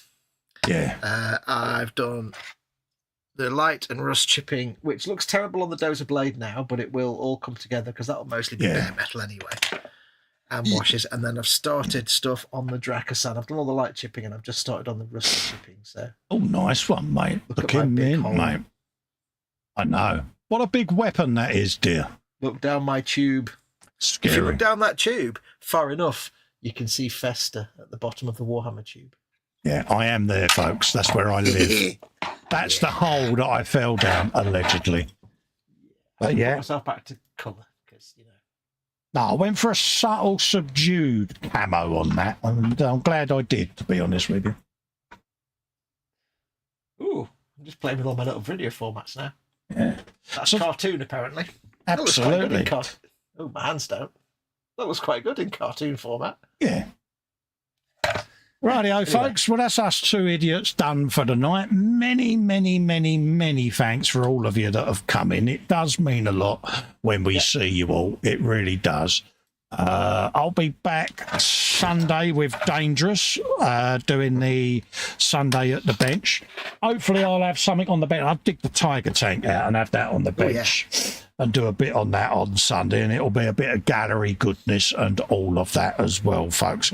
We'll do a short show as normal because there is motorsport and Olympics on and all of that lot. So we know it's a big sporty weekend. But we'll just do a couple of hours on Sunday, maybe an hour and a half, 2 hours. So there you go, folks. Me and him will be back. It's the E-Models Gang of 4 this week, isn't it? Yeah, it's a normal Monday show on Monday. So we'll be back for that, and then we'll be back Wednesday for our Wednesday, where I'll be doing some more with the cobbled street scene, folks. And you'll be doing your Lord Croaky Pops, won't you? Yeah, cobbles and muscles and cobbles and muscles and all of that. I shall be getting proper cobbled, mate. I see what you did there. See what I did there, mate. So on that note, we'll love and leave you, folks. Massive, massive thanks for all your support and listening to 4 hours of us two talking complete and utter waffle. It's been a pleasure. Keeping it real as normal. Stay safe and well, folks. Love you all. Bye-bye for now. Adios, amigos.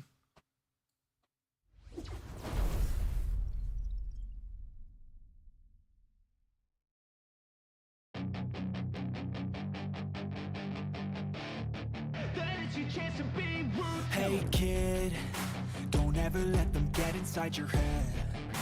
They'll tell you what to do in life instead of everything you know that you could get. Don't let them guide your life towards regret. I'll fight for what I love with every breath. My past is filled with things I won't forget. I use them all to push me to my best. So treat the worst of times just like a test. If only I could go back in time, I'd tell myself that everything will end up alright. Just push yourself, test yourself, figure out what you like, and find your limits, don't be rigid, always work towards a prime. Surround yourself with open minds, people can change your life. A few friends with intent can help you feel alive. Find a passion, take some action, and with a little time, just be patient, make a statement, try to enjoy your life.